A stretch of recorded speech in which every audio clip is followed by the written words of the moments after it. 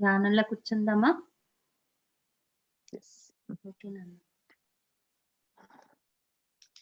Okay my dear friends, హాయిగా ముందు ధ్యానం చేసుకుందాము. హాయిగా కళ్ళు మూసుకొని వేళ్ళలో వేళ్ళు, కాళ్ళు 2 క్రాస్ చేసుకోవచ్చు. కుర్చీలో కూర్చునేవారు కింద కూర్చుంటే సుఖాసనం బాచిపట్లు వేసుకొని కూర్చోండి హాయిగా. మీకు బ్యాక్ రెస్ట్ ఏమైనా తీసుకోవాలనిపిస్తే తీసుకోవచ్చు. వీపుకి హాయిగా ఉండడానికి బ్యాక్ రెస్ట్ ఏమైనా తీసుకుంటానో కూడా తీసుకోవచ్చు. ప్రశాంతంగా ధ్యానంలోకి వెళ్దాము. మీ శరీరాన్ని పూర్తిగా రిలాక్స్ చేసేసేయండి. పూర్తిగా అంటే పూర్తిగా రిలాక్స్ చేసేసేయండి. పైనుంచి కింద దాకా ఒక అద్భుతమైన విశ్వశక్తి ఆకాశగంగా మీ లోపలికి వస్తూ ఉంది. గమనిస్తూ ఉండండి ఎంత హాయిగా ఉందో.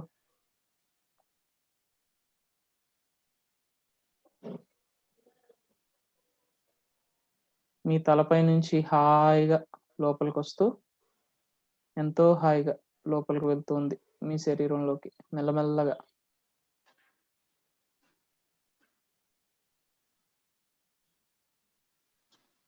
ఒక చక్కటి ప్రశాంతత మీ లోపలికి ప్రవేశిస్తోంది. అనవి కానిది ఈ ఆనందము, ఈ ప్రశాంతత. అంత తేలికైన స్థితిలోకి మీరు వెళ్తున్నారు హాయిగా. ఈ ధ్యానంలో తేలికైన స్థితి, హాయైన స్థితి.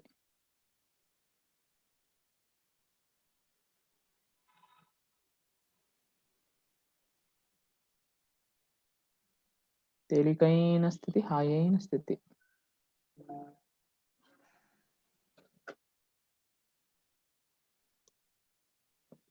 మీ తల నుంచి మొదలుకొని హాయిగా మీ మెడ భాగము, మీ భుజాలు చూడండి ఎంత హాయిగా వచ్చేస్తుందో. ఆ ప్రశాంతత, ఆ రిలాక్సేషన్ కానీ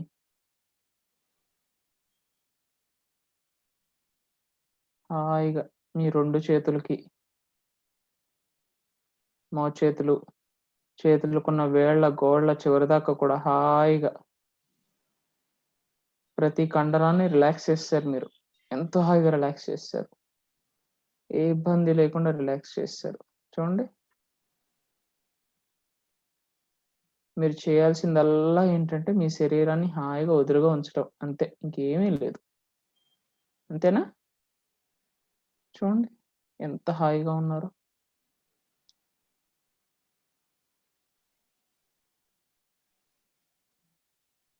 అలానే మీ ఛాతీ భాగము, మీ ఉదర భాగం కూడా పూర్తిగా రిలాక్స్ అయిపోయింది. ఎంతో హాయిగా రిలాక్స్ అయిపోయింది.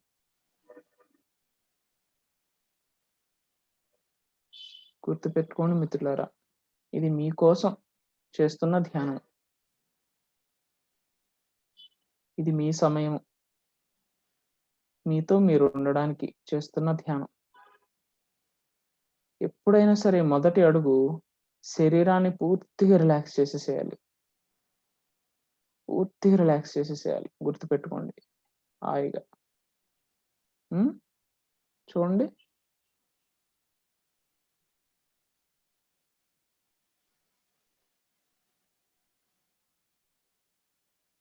హాయిగా ఎంతో రిలాక్స్డ్గా, చాలా లైట్ అయిపోయారు మీరు. అలానే మీ 2 తొడలు, అందులో ఉన్న కండరాలు, కణాలు, నరాలు అన్నీ కూడా రిలాక్స్ అయిపోయినాయి. మీ మోకాళ్ళలో ఉన్న ఎంతో స్ట్రెస్ కానీ, స్ట్రెయిన్ కానీ పూర్తిగా అక్కడున్న కీళ్ళ నొప్పులు కానీ, మీ మోకాళ్ళలో ఉన్న నొప్పులు కానీ అన్నీ కూడా బయటకు వచ్చేస్తున్నాయి. చూడండి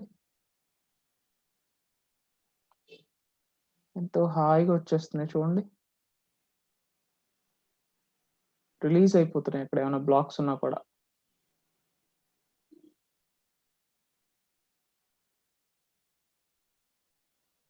అలానే మీ కాళ్ళు,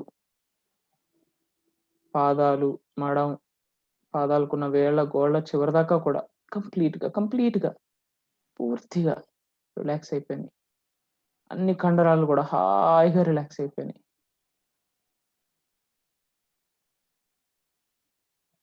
గమనిస్తూ ఉండండి. మీ శరీరం మొత్తం కూడా ప్రశాంతంగా ఎంతో హాయిగా మరెంతో ప్రశాంతంగా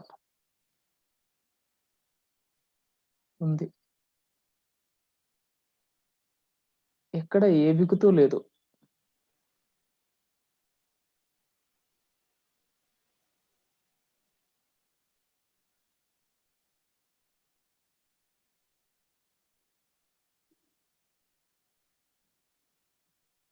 ఎంతో తేలికగా, ఎంతో హాయిగా.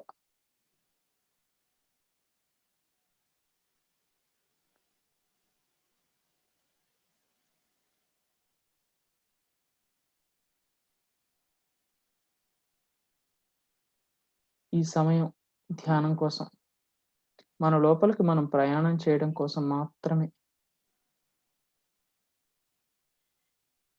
సో, మీరు తల్లి కాదు, ఒక తండ్రి కాదు, ఒక కొడుకు కాదు, ఒక తమ్ముడు కాదు, ఒక అన్నయ్య కాదు, ఒక అక్క కాదు, ఒక చెల్లి కాదు. మరెవ్వరు కాదు మీరు.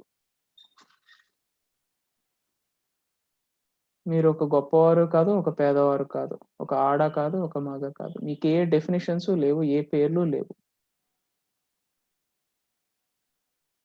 మీరు ఇది అనేది ఏదీ లేదు. అన్నిటిని వదిలేయండి. ఈ కొద్ది నిమిషాలు. ఒక్కసారి చేసి చూడండి. ఏమవుతుంది? నేను ఏది అని అనుకుంటున్నానో అది వదిలేసి ధ్యానం చేస్తే ఇంకెంతగా ముందుకెళ్తారో ఒక్కసారి చేసి చూద్దాం ఈరోజు. అందరూ కూడా మిత్రులారా. మీరందరూ ఒక్కసారి చూడండి. నేను ఇది అని మీరు ఏదిగా డిఫైన్ చేసుకుంటున్నారో మిమ్మల్ని మీరు, దాన్ని ఈరోజు వదిలేద్దాం. మిమ్మల్ని మీరు గొప్పవారుగా ఊహించుకుంటే దాన్ని వదిలేద్దాం. లేకపోతే చాలా చిన్నవారుగా ఊహించుకున్నా సరే వదిలేద్దాం దాన్ని. ఒక గొప్ప తండ్రిగానో, ఒక గొప్ప తల్లిగానో, ఒక అన్నగానో, చెల్లిగానో, తమ్ముడుగానో, తాతగానో, అమ్మమ్మగానో, నానమ్మగానో ఎవరైనా సరే, ఎట్లాంటి అయినా సరే వదిలేసేయండి. మిమ్మల్ని మీరు ఎట్లా గుర్తించుకుంటున్నారు అవన్నీ వదిలేసేయండి. అది మీరు కాదు. నేను గొప్ప మగవాడిగా ఉన్నాను, లేకపోతే గొప్ప ఆడదానిగా ఉన్నాను అవి కూడా వదిలేసేయండి. నేను గొప్ప డబ్బు కలవారిని, లేకపోతే నేను అస్సలు డబ్బు లేని వాడిని అనే వాటిని కూడా వదిలేసేయండి. మిమ్మల్ని మీరు ఏది అనుకుంటున్నారు? ఒక్కసారి మీలో మీరు చూడండి. మిమ్మల్ని మీరు ఏది ఐడెంటిఫై చేసుకుంటున్నారు? మిమ్మల్నిగా మీరు. చాలా ధైర్యవంతులు, అసలు ధైర్యం లేనివారు. ఇట్లాంటివి ఏవైనా సరే మీకు మీరుగా రాసుకున్న ట్యాగ్స్ అవి. మిమ్మల్ని మీరు గుర్తించుకుంటున్నారు అవన్నీ వాటిని. అన్నిటిని వదిలేసేయండి. ఒక నథింగ్‌నెస్ అంటే ఏమీ లేనితనం నుంచి, ఏమీ లేదు అనే స్థితిలోంచి ధ్యానం చేద్దాం ఈరోజు. ఒక్కసారి ప్రయత్నిద్దాం మిత్రులారా. ఒక్కసారి. ఎలా ఉంటుందో చూద్దాం.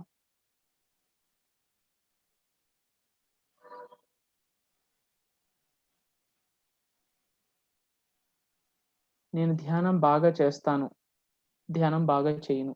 నేను మాస్టర్‌ని కాదు. ఇట్లాంటివి కూడా అన్నిటిని తీసేసేయాలి. ఏమీ లేదు. మనం ఎంతో చిన్నదనుకున్నది కూడా అక్కడుంటుందది. సో, ప్రతి దాన్ని మిమ్మల్ని మీరు ఎట్లా ఐడెంటిఫై చేసుకుంటున్నారో అన్నిటిని తీసేద్దాం. మూలాల నుంచి ధ్యానం చేద్దాం ఈరోజు. ఒక ప్యూర్ సోల్‌గా ధ్యానం చేద్దాం. అంతే. యెస్. అంతే. అలానే ఒక ఖాళీ పుస్తకంలాగా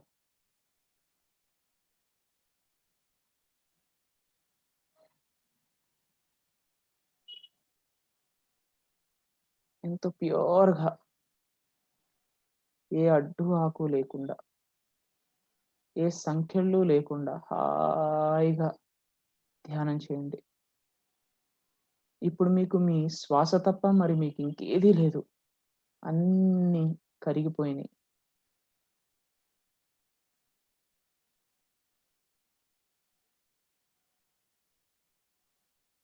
ఏ కష్టాలు లేవు. అన్నీ కూడా మెల్ట్ అయిపోయినాయి, కరిగిపోయినాయి మీలోంచి. మీరు పూర్తిగా చాలా ప్యూర్‌గా ఎంప్టీనెస్‌తో ఉన్నారు మీరిప్పుడు. పూర్తి ఎంప్టీనెస్. ఏమీ లేదు మీ లోపల. మీ శ్వాస తప్ప మీకిప్పుడు ఏమీ తెలియట్లేదు. ప్రకృతి పరంగా జరుగుతున్న ఆ శ్వాసని హాయిగా గమనిద్దాం కొద్ది నిమిషాలు. ఎంతో హాయిగా, శాంతంగా గమనిద్దాం.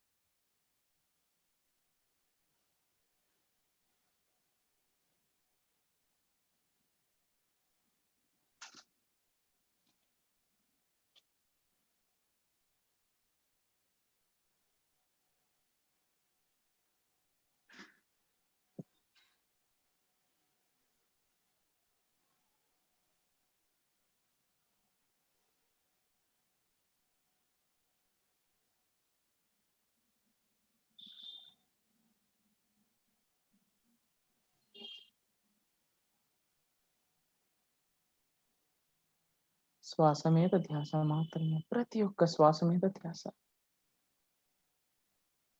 ప్రతి ఒక్క క్షణం మీద. అంటే ప్రతి ఒక్క శ్వాస మీద ధ్యాస. ప్రకృతి పరంగా జరుగుతున్న ఆ శ్వాసని హాయిగా గుర్తించండి. ధ్యాసనుంచండి.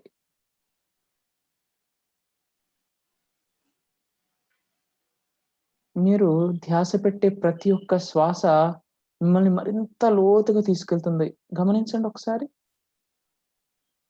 మీరు ధ్యాస పెడుతున్న ప్రతి ఒక్క శ్వాస కూడా ఎంతో లోతుగా మిమ్మల్ని ఇంకా ప్రయాణం చేయనిస్తుంది. అందుకని ప్రతి ఒక్క శ్వాస మీద ధ్యాస. ఏ శ్వాస తక్కువ కాదు, ఏ శ్వాస ఎక్కువ కాదు. చాలా హాయిగా చేద్దాం. ప్రకృతి పరంగా జరుగుతున్న శ్వాసతో కూడి ఉందాం.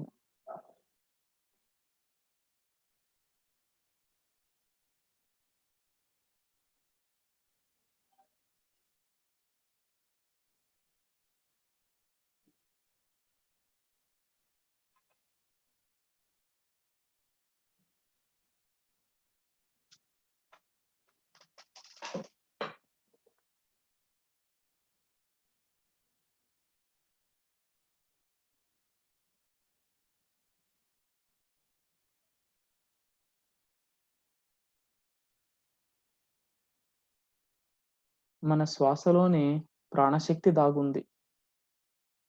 ఎప్పుడైతే మన శ్వాస మీద మనకి ఎరుక వస్తుందో, ఆ ప్రాణశక్తిని పూర్తిగా తీసుకోగలే శక్తి మనకొస్తుంది.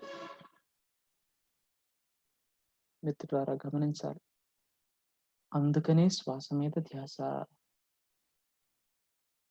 చూద్దాం ఏమవుతుందో చూద్దాం. హాయిగా కూర్చొని శ్వాస మీద ధ్యాస పెడితే ఎంత నిధి వస్తుందో గమనిద్దాం. మన శ్వాసతోనే ప్రాణశక్తి ఎప్పటికీ కూడి ఉంటుంది.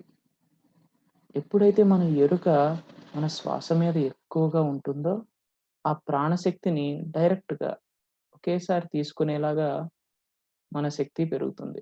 తీసుకోగలుగుతాం మనం. అందుకనే శ్వాస మీద ధ్యాస.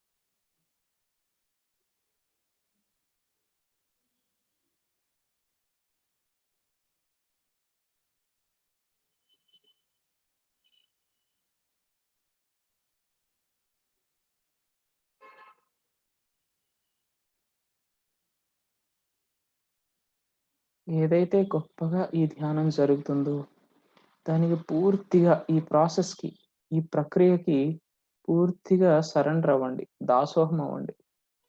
మీ శ్వాసకి మీరు దాసోహం అవ్వాలి. ఎందుకంటే మీ శ్వాస మీ శ్వాసకు కూడా ఒక్కొక్క గుణం ఉంటుంది. అది ఎలా కావాల్సొస్తే అలా వస్తుంది. దాన్ని మీరు అదుపు చేయడానికి అస్సలు ట్రై చేయాల్సిన అవసరమే లేదు. అస్సల ట్రై చేయాల్సిన అవసరమే లేదు.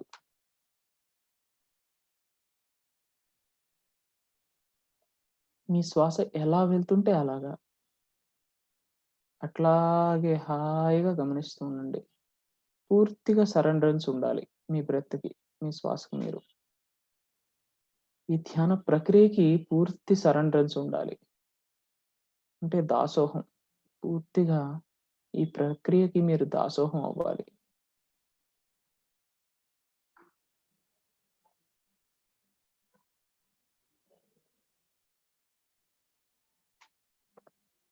మీ శ్వాసను మీరు జడ్జ్ చేయకూడదు. అంటే ఇదేంటి ఇలా పొడుగ్గా ఒక్కోసారి చిన్నగా వస్తుంది, ఒక్కోసారి పెద్దగా వస్తుంది. ఒక్కోసారి శ్వాస ఆగిపోయి మళ్ళీ వస్తుందని జడ్జ్ చేయకూడదు. ఎలా వస్తే అలా మీ శ్వాసను గమనించాలి. ఎన్నో పాఠాలు నేర్పించే ఆ శ్వాసని హాయిగా గమనిద్దాం. ఎలా వస్తే అలా ప్రకృతి పరంగా ఎలా జరుగుతుందో అలా హాయిగా గమనించాలి.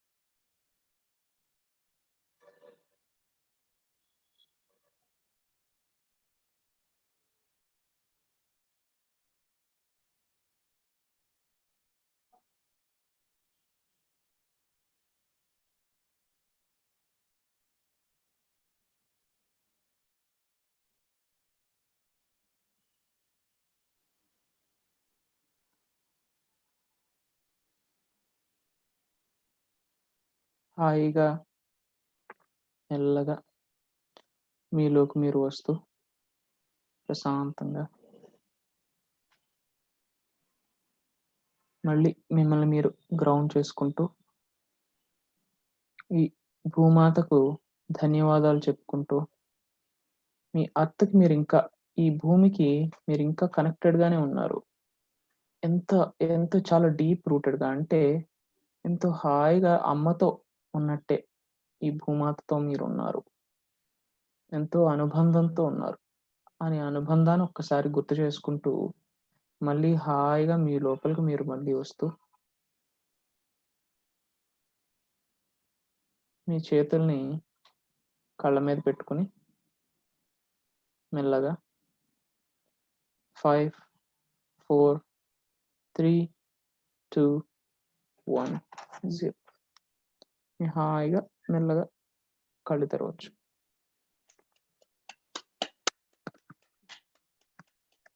మై డియర్ ఫ్రెండ్స్, చక్కగా ధ్యానం చేసాం కదా. డీప్ మెడిటేషన్ లోకి పంపిస్తున్నాడు మనల్ని సంతోష్. చక్కగా ఎంత బాగుందో ధ్యానం. 1 అవర్ మెడిటేషన్ ఉన్నవి ఏమైనా సీడీలు ఉన్నాయా నీవి గైడెడ్ మెడిటేషన్? అంటే వాట్సాప్‌లో ఉన్నట్టున్నాయండి. ఆడియో ఎప్పుడో రికార్డ్ చేసుకున్నారంటే నేను రికార్డ్ చేయలేదు. ఎవరో వాళ్ళకి కావాల్సని చెప్పి రికార్డ్ చేసుకున్నారు. బట్ ఒకసారి చూస్తాను. చూసి ఉంటే నాకు అది ఫార్వర్డ్ యూట్యూబ్ చేసినట్టున్నారు. లో పెడదాం మనం. ఓకే. అంటే మోస్ట్‌లీ ఇంగ్లీష్‌లో ఉన్నట్టున్నాయి. తెలుగు తక్కువ. ఒకసారి చూస్తాలెండి. ఒకసారి చూసి తెలుగు కూడా మన వాళ్ళ కోసం తెలుగు తయారు చేస్తున్నాం. మనం యాక్చువల్‌గా చేద్దాం ఒకరోజు. ఒక 1 అవర్ గైడ్ చేసేసి మెడిటేషన్ అట్లా పెట్టేద్దాం. పెడదాము. ఒకసారి పెట్టేస్తే అప్పుడు మనం కూడా రికార్డ్ చేసుకొని మన దగ్గర కూడా రికార్డ్ ఉంటుంది బెస్ట్. కాబట్టి ఓకేనా? అలా ఓకే. చేద్దాం. సరే. మనం మన ఓకే. సంతోష్‌కి మరి ఒకసారి చక్కగా ఆహ్వానించుకుందామా కరతాళధ్వనులతో my dear friends. Thank you నాన్న. ప్రొసీడ్. థాంక్ యూ అండి. యాహ్! గొప్ప హాయిగా ఎంతో గొప్ప ధ్యానం చేశారు. ముందుగా మీరు కంగ్రాచ్యులేషన్స్. మిమ్మల్ని మీరు అప్రిషియేట్ చేసుకోండి. మిమ్మల్ని మీరు ఎంతో గొప్ప ధ్యానం చేశారు కాబట్టి ఆహ్, మిమ్మల్ని మీరు ఫస్ట్ రికగ్నైజ్ చేసుకోండి. ఎంతో గొప్ప ధ్యానం చేశానని హ్యాపీగా ఫీల్ అవ్వండి. ఫస్ట్ స్టెప్ అది. అండ్ తర్వాత టాపిక్‌లోకి వెళ్ళే ముందుగా మన గురువర్యులైన బ్రహ్మర్షి శ్రీ ఆహ్, పత్రి గారికి, సుభాష్ పత్రి గారికి ఒక్కసారి ఆయన్ని మన కృతజ్ఞతలను తెలుపుకుందాం. మనసులోంచి ఆ గ్రాటిట్యూడ్ అంటే ఒక హైయెస్ట్ ఫార్మ్ ఆఫ్ లవ్ అన్నమాట. అది కూడా ఏంటంటే గురువు నుంచి గురువుకుండే గ్రాటిట్యూడ్. వారికి చూపించే కృతజ్ఞతలు. ఎందుకంటే మనకి ధ్యానాన్ని ఇంట్రొడ్యూస్ చేసి అది ఎవరి ద్వారా అయినా కానివ్వండి. మూల పురుషులు ఆయన కాబట్టి ఆయన ద్వారా వచ్చిన ఈ ధ్యానాన్ని మనం అందరం చేస్తూ ఎంతో బెనిఫిట్స్‌ని మన ఏది ఆనందం కానివ్వండి, ఎక్స్‌పీరియన్సెస్ కానివ్వండి, మనొక ట్రాన్స్‌ఫర్మేషన్ మంచిగా మాట్లాడటం కానివ్వండి, ఎంతో మార్పుని చూసాం మనలో మనం. తర్వాత స్పిరిచ్యువల్ సైన్స్ ఆధ్యాత్మిక శాస్త్రాన్ని మనకి తీసుకొచ్చారు. ఆయన ఏం చెప్పారంటే, ఆధ్యాత్మిక శాస్త్రం అనేది చాలా ఇంపార్టెంట్. ధ్యానం ఒకటే కాదు, సజ్జన సాంగత్యం చేయాలి. అది కూడా ఆధ్యాత్మిక శాస్త్రం గురించి సజ్జన సాంగత్యం చేయాలి అని చెప్పి ఒక రివల్యూషన్‌ని తీసుకొచ్చారు. ఒక గొప్ప మార్పుని తీసుకొచ్చారు. ధ్యానం అంటే ధ్యానం ఇంట్లో కూర్చొని, ఎక్కడో కూర్చొని చేసుకోవడమే కాదు. బయటికి రావాలి, బుక్స్ చదవాలి, వేరే వాళ్ళతో మాట్లాడాలి, వారి అనుభవాలు వినాలి. అట్లా అని డిఫరెంట్ ఎంతో హైయెస్ట్ స్పిరిచ్యువల్ సైన్సెస్ ఉన్నాయి. అంటే ఆధ్యాత్మిక శాస్త్రాలున్నాయి. కళలని గాని, యాస్ట్రల్ ట్రావెల్ అని గాని, థర్డ్ ఐ అని గాని, క్లైర్వాయన్స్ గాని, ఆహ్, ఆటో రైటింగ్ అని ఇట్లాంటి ఎన్నో స్పిరిచ్యువల్ సబ్జెక్ట్స్ ఉన్నాయి. వీటన్నిటి గురించి బుక్స్ చదవాలి, డిస్కస్ చేయాలి, ఎక్స్‌పెరిమెంట్స్ చేయాలని చెప్పి ఆయన ఎంతగానో మనల్ని మోటివేట్ చేశారు. అందుకు గాను అట్‌లీస్ట్ నా సైడ్ నుంచి ఎందుకంటే అంత స్పిరిచ్యువల్ సైన్సెస్‌ని ఇంత స్ట్రాంగ్‌గా బయటికి తీసుకొచ్చినందుకు ఎస్పెషల్లీ మన సైడ్ ఇండియాలో ఇంత స్ట్రాంగ్‌గా తీసుకొచ్చారాయన. I am lucky to be here with him. నేను చాలా లక్కీ ఫస్ట్ ఆఫ్ ఆల్ చెప్పాలంటే ఆయనతో ఆయనున్న కాలంలో ఉన్నా కాబట్టి. సో, అందుకే నా కృతజ్ఞతలు ముందుగా తెలుపుకుంటూ స్టార్ట్ చేద్దాం మిత్రులారా. సో, ఈరోజు మనం ధ్యానం చేసినప్పుడు ఒక ఇంపార్టెంట్ పాయింట్ చెప్పుకున్నాం. ఏంటంటే మీరు ఏ తల్లి కాదు, తండ్రి కాదు, తమ్ముడు కాదు, అన్నయ్య కాదు. గొప్పవారు కాదు, పేదవారు కాదు, మంచివారు కాదు, చెడ్డవారు కాదు. మీరు ఏది కాదు. అలాంటి స్థితిలో అంటే ఒక నథింగ్‌నెస్, ఎంప్టీనెస్ స్టేట్‌లోంచి ధ్యానం చేయాలి. ఎందుకంటే ధ్యానం చేసేటప్పుడు ఫస్ట్ ఎంప్టీనెస్ తోనే మనకు స్టార్ట్ అవుతుంది ధ్యానం చేసేటప్పుడు. కానీ మనం ఇంకా అడ్డు తొలగిస్తూ ఉన్నాం అన్నమాట. ఇంకా మన సైడ్ నుంచి మనం కూడా ఎఫర్ట్ పెడితే చాలా ఫాస్ట్‌గా వెళ్తుంది. ఇదొక టిప్ మై డియర్ ఫ్రెండ్స్. ఎవరైనా బాగా గుర్తుపెట్టుకోండి, ధ్యానం చాలా ప్రొడక్టివ్‌గా అంటే బాగా చేయాలనుకున్నవారు, చాలా ఫాస్ట్‌గా ధ్యానంలోకి వెళ్ళాలనుకున్నవారు ఇది గుర్తుపెట్టుకోండి. మీరు ఏది కాదు అట్లాంటి స్టేట్ నుంచి స్టార్ట్ చేయొచ్చు. ఆనాపానసతి చేస్తున్నాం కానీ ఒక అండర్‌స్టాండింగ్‌తో చేస్తున్నాం. ప్రతి క్షణము ఎరుకలో ఉండాలి. ప్రతి బ్రెత్ ఇంపార్టెంటే. ప్రతి బ్రెత్‌లోనూ మనకు బుద్ధత్వం ఉంది అని తెలుసుకుంటున్నాము. అట్లానే మీరు కూర్చునేటప్పుడు కూడా ఆ సమయాన్ని మీరు 40 మినిట్స్ కూర్చుంటున్నారో, లేకపోతే 1 అవర్ కూర్చుంటున్నారు. అది ఇంకా మీ స్పేస్ అది. ఆ టైంలో మీకు ఏ వర్క్ గుర్తు రాకూడదు. మీరు అరేంజ్‌మెంట్స్ చేసేసుకోండి. ఇప్పుడు కమిట్మెంట్ మీరు తీసుకున్నారు అంటే 1 అవర్ మెడిటేషన్‌లో మీకు ఆఫీస్ కాల్స్ వస్తే పక్కన పెట్టేసేలాగా, లేకపోతే 1 అవర్ మీరు ఆఫీస్ వర్క్ రాకుండా గాని, ఇంట్లోంచి పనులు గాని, బయట పనులు గాని, బయట విషయాలు మనసులోకి రాకుండా గాని, ఇట్లాంటి మీరు ఏమన్నా చేయాల్సొస్తే ఫస్ట్ అన్నీ రెడీ చేసేసుకోండి. ఎందుకంటే ఆ 1 అవర్ మీది. ఈ 1 అవర్‌లో మీకు ఆల్రెడీ మనకు కొన్ని లేబుల్స్ ఉంటాయి. ఏంటిది? నేను మగవాడిని, నేను ఆడదాన్ని, లేకపోతే నేను గొప్ప, నేను తప్పు, లేకపోతే నాకు నాకు గొప్ప అంటే నేను చాలా పేదవాడినో, ధనవంతుడినో, లేకపోతే నేను గొప్ప అన్నయ్యనో, గొప్ప తమ్ముడినో, లేకపోతే గొప్ప చెల్లినో, గొప్ప అక్కనో, గొప్ప అమ్మనో, గొప్ప నాన్ననో, ఇట్లాంటి ఒక ఒక హైయెస్ట్ ఐడెంటిఫికేషన్ ఉంటుంది. ఫర్ ఎగ్జాంపుల్ ఇప్పుడు మిమ్మల్ని మీరు గుర్తించుకోండి. మిమ్మల్ని మీకు ఏది ఐడెంటిఫై చేస్తున్నారు? మిమ్మల్ని మీరు దేనిగా ఐడెంటిఫై చేస్తున్నారు? ఇట్ కెన్ బి గ్రేట్ మాస్టర్‌గా అయినా సరే ఒక ఐడెంటిఫికేషనే మీది. అదొక లేబులే, అదొక ఐడెంటిటీయే. అదొక మీకు ఎక్స్‌ట్రా బరువు యాంకర్స్ ఉంటాయన్నమాట. ఇవన్నీ ఒక ఒక ఐరన్ యాంకర్స్ లాగా మిమ్మల్ని కిందకి తీసుకుంటూ ఉంటాయి. ఎప్పుడైతే లేబుల్స్, ఐడెంటిటీస్ మిమ్మల్ని మీరు ఒక దానిగా గుర్తించుకున్నారంటే మీ వెయిట్ పెరుగుతుంటుంది. ధ్యానంలో ఎప్పుడు ఏమవ్వాలి? లైట్‌గా అయ్యి చాలా అసెండ్ అవ్వాలి. పైకెళ్ళాలి. మీ ఎనర్జీస్ ఇట్లా పైకి రావాలని చెప్పా కదా! అట్లా అవ్వాలి అంటే మిమ్మల్ని కిందకి పుష్ చేసేయి ముందు పోవాలి. ధ్యానంలో అదే జరుగుతుంది. ఆటోమేటిక్‌గా జరుగుతుంది. శ్వాస మీద ధ్యాస పెట్టినప్పుడు మీరు స్పెషల్‌గా ఏం చేయవసరలా. కానీ మీరు ఎప్పుడైతే ఈ అండర్‌స్టాండింగ్‌తో కూడా మీరు ధ్యానం చేస్తే చాలా ఈజీగా జరుగుతుందది. మీరు ఏది కాదు, నేను చాలా ఎంప్టీనెస్‌తో స్టార్ట్ చేస్తే నేను అది బాగా అబ్జర్వ్ చేశాను. నా మెడిటేషన్స్‌లో గాని అట్లాగా. సో, మీరు ధ్యానంలో కూర్చునే ముందు ఒక్కసారి అనుకోండి. ఇది నా సమయం. నేను నావేమి డిస్టర్బ్ చేయవు. నా ఆఫీస్ కాల్స్ వచ్చినా, ఇంట్లో ఏమన్నా పనులు చేయాల్సొచ్చినా, వంట కోసం గాని, బయట ఎవరైనా వస్తారేమో అని గాని, ఇవన్నీ కాకుండా మీ సమయం మీరు పెట్టుకున్నప్పుడు ఇదేమి నన్ను డిస్టర్బ్ చేయవు. నాన్ దాని గురించి ఆలోచనలు రాకుండా సెట్ చేసేసుకొని, దానికి కమిట్మెంట్ మీరు తీసేసుకొని, తర్వాత మీరు కూర్చున్నప్పుడు ఇదనుకోండి. మీకు ఏ ఐడెంటిటీస్ అన్నా డ్రాప్ చేసేసేయాలి. ఏ లేబుల్స్ ఉన్నా డ్రాప్ చేసేసేయాలి. ఐడెంటిటీస్ అంటే ఏంటి? నేను ఒక గొప్ప హస్బెండ్‌గా ఉన్నాను. లేకపోతే గొప్ప వైఫ్‌గా ఉన్నాను. అదే గొప్ప భార్య, గొప్ప భర్త ఇట్లా దీనిగా ఉన్నాను అనుకోవడం ఐడెంటిటీస్. లేబుల్స్ అంటే ఏంటి? లేబుల్స్ అంటే నేను ఒక ధనవంతుడిని, లేకపోతే ధనం లేని వారిని, అట్లాగా ఈ లేబుల్స్ ఉంటాయి కొంతమందికి. ఇవన్నీ సరే మొత్తం ఒక ఆనియన్‌ని, ఒక ఉల్లిపాయని ఎలా పీల్ చేసేస్తాం? లేయర్స్‌గా అన్నీ తీసేసేయాలి. తీసేస్తేనే మనం చాలా లైట్ అయిపోతాం అన్నమాట. అయితే ఇట్లాగా మనం ఎప్పుడు అట్లా ఉన్న ఆ ఎంప్టీనెస్ నుంచి స్టార్ట్ చేస్తే మనకి ధ్యానం బాగా కుదురుతుంది. ఓకేనా? అయితే ఈ ఎంప్టీనెస్ నుంచి స్టార్ట్ చేసినప్పుడు ఇంకొక టెక్నిక్ రేపు చెప్తాను. ఈ టెక్నిక్ ఈరోజు దీంతో స్టార్ట్ చేసిన తర్వాత శ్వాస మీద ధ్యాస, ప్రతి ఒక్క శ్వాస మీద ధ్యాస పెట్టినప్పుడు ఇంకొక పాయింట్ బాగా గుర్తుపెట్టుకోవాలి. మన శ్వాసని మనం జడ్జ్ చేయకూడదు. ఇంకో పాయింట్ మీకు ధ్యానంలో ఇందాక చెప్పాను. చాలా ఇంపార్టెంట్ పాయింట్. నాకు చాలా ట్రాన్స్‌ఫర్మేషన్ ఇచ్చిన పాయింట్ నా మెడిటేషన్స్‌లో మంచి ఎక్స్‌పీరియన్సెస్ రావడానికి.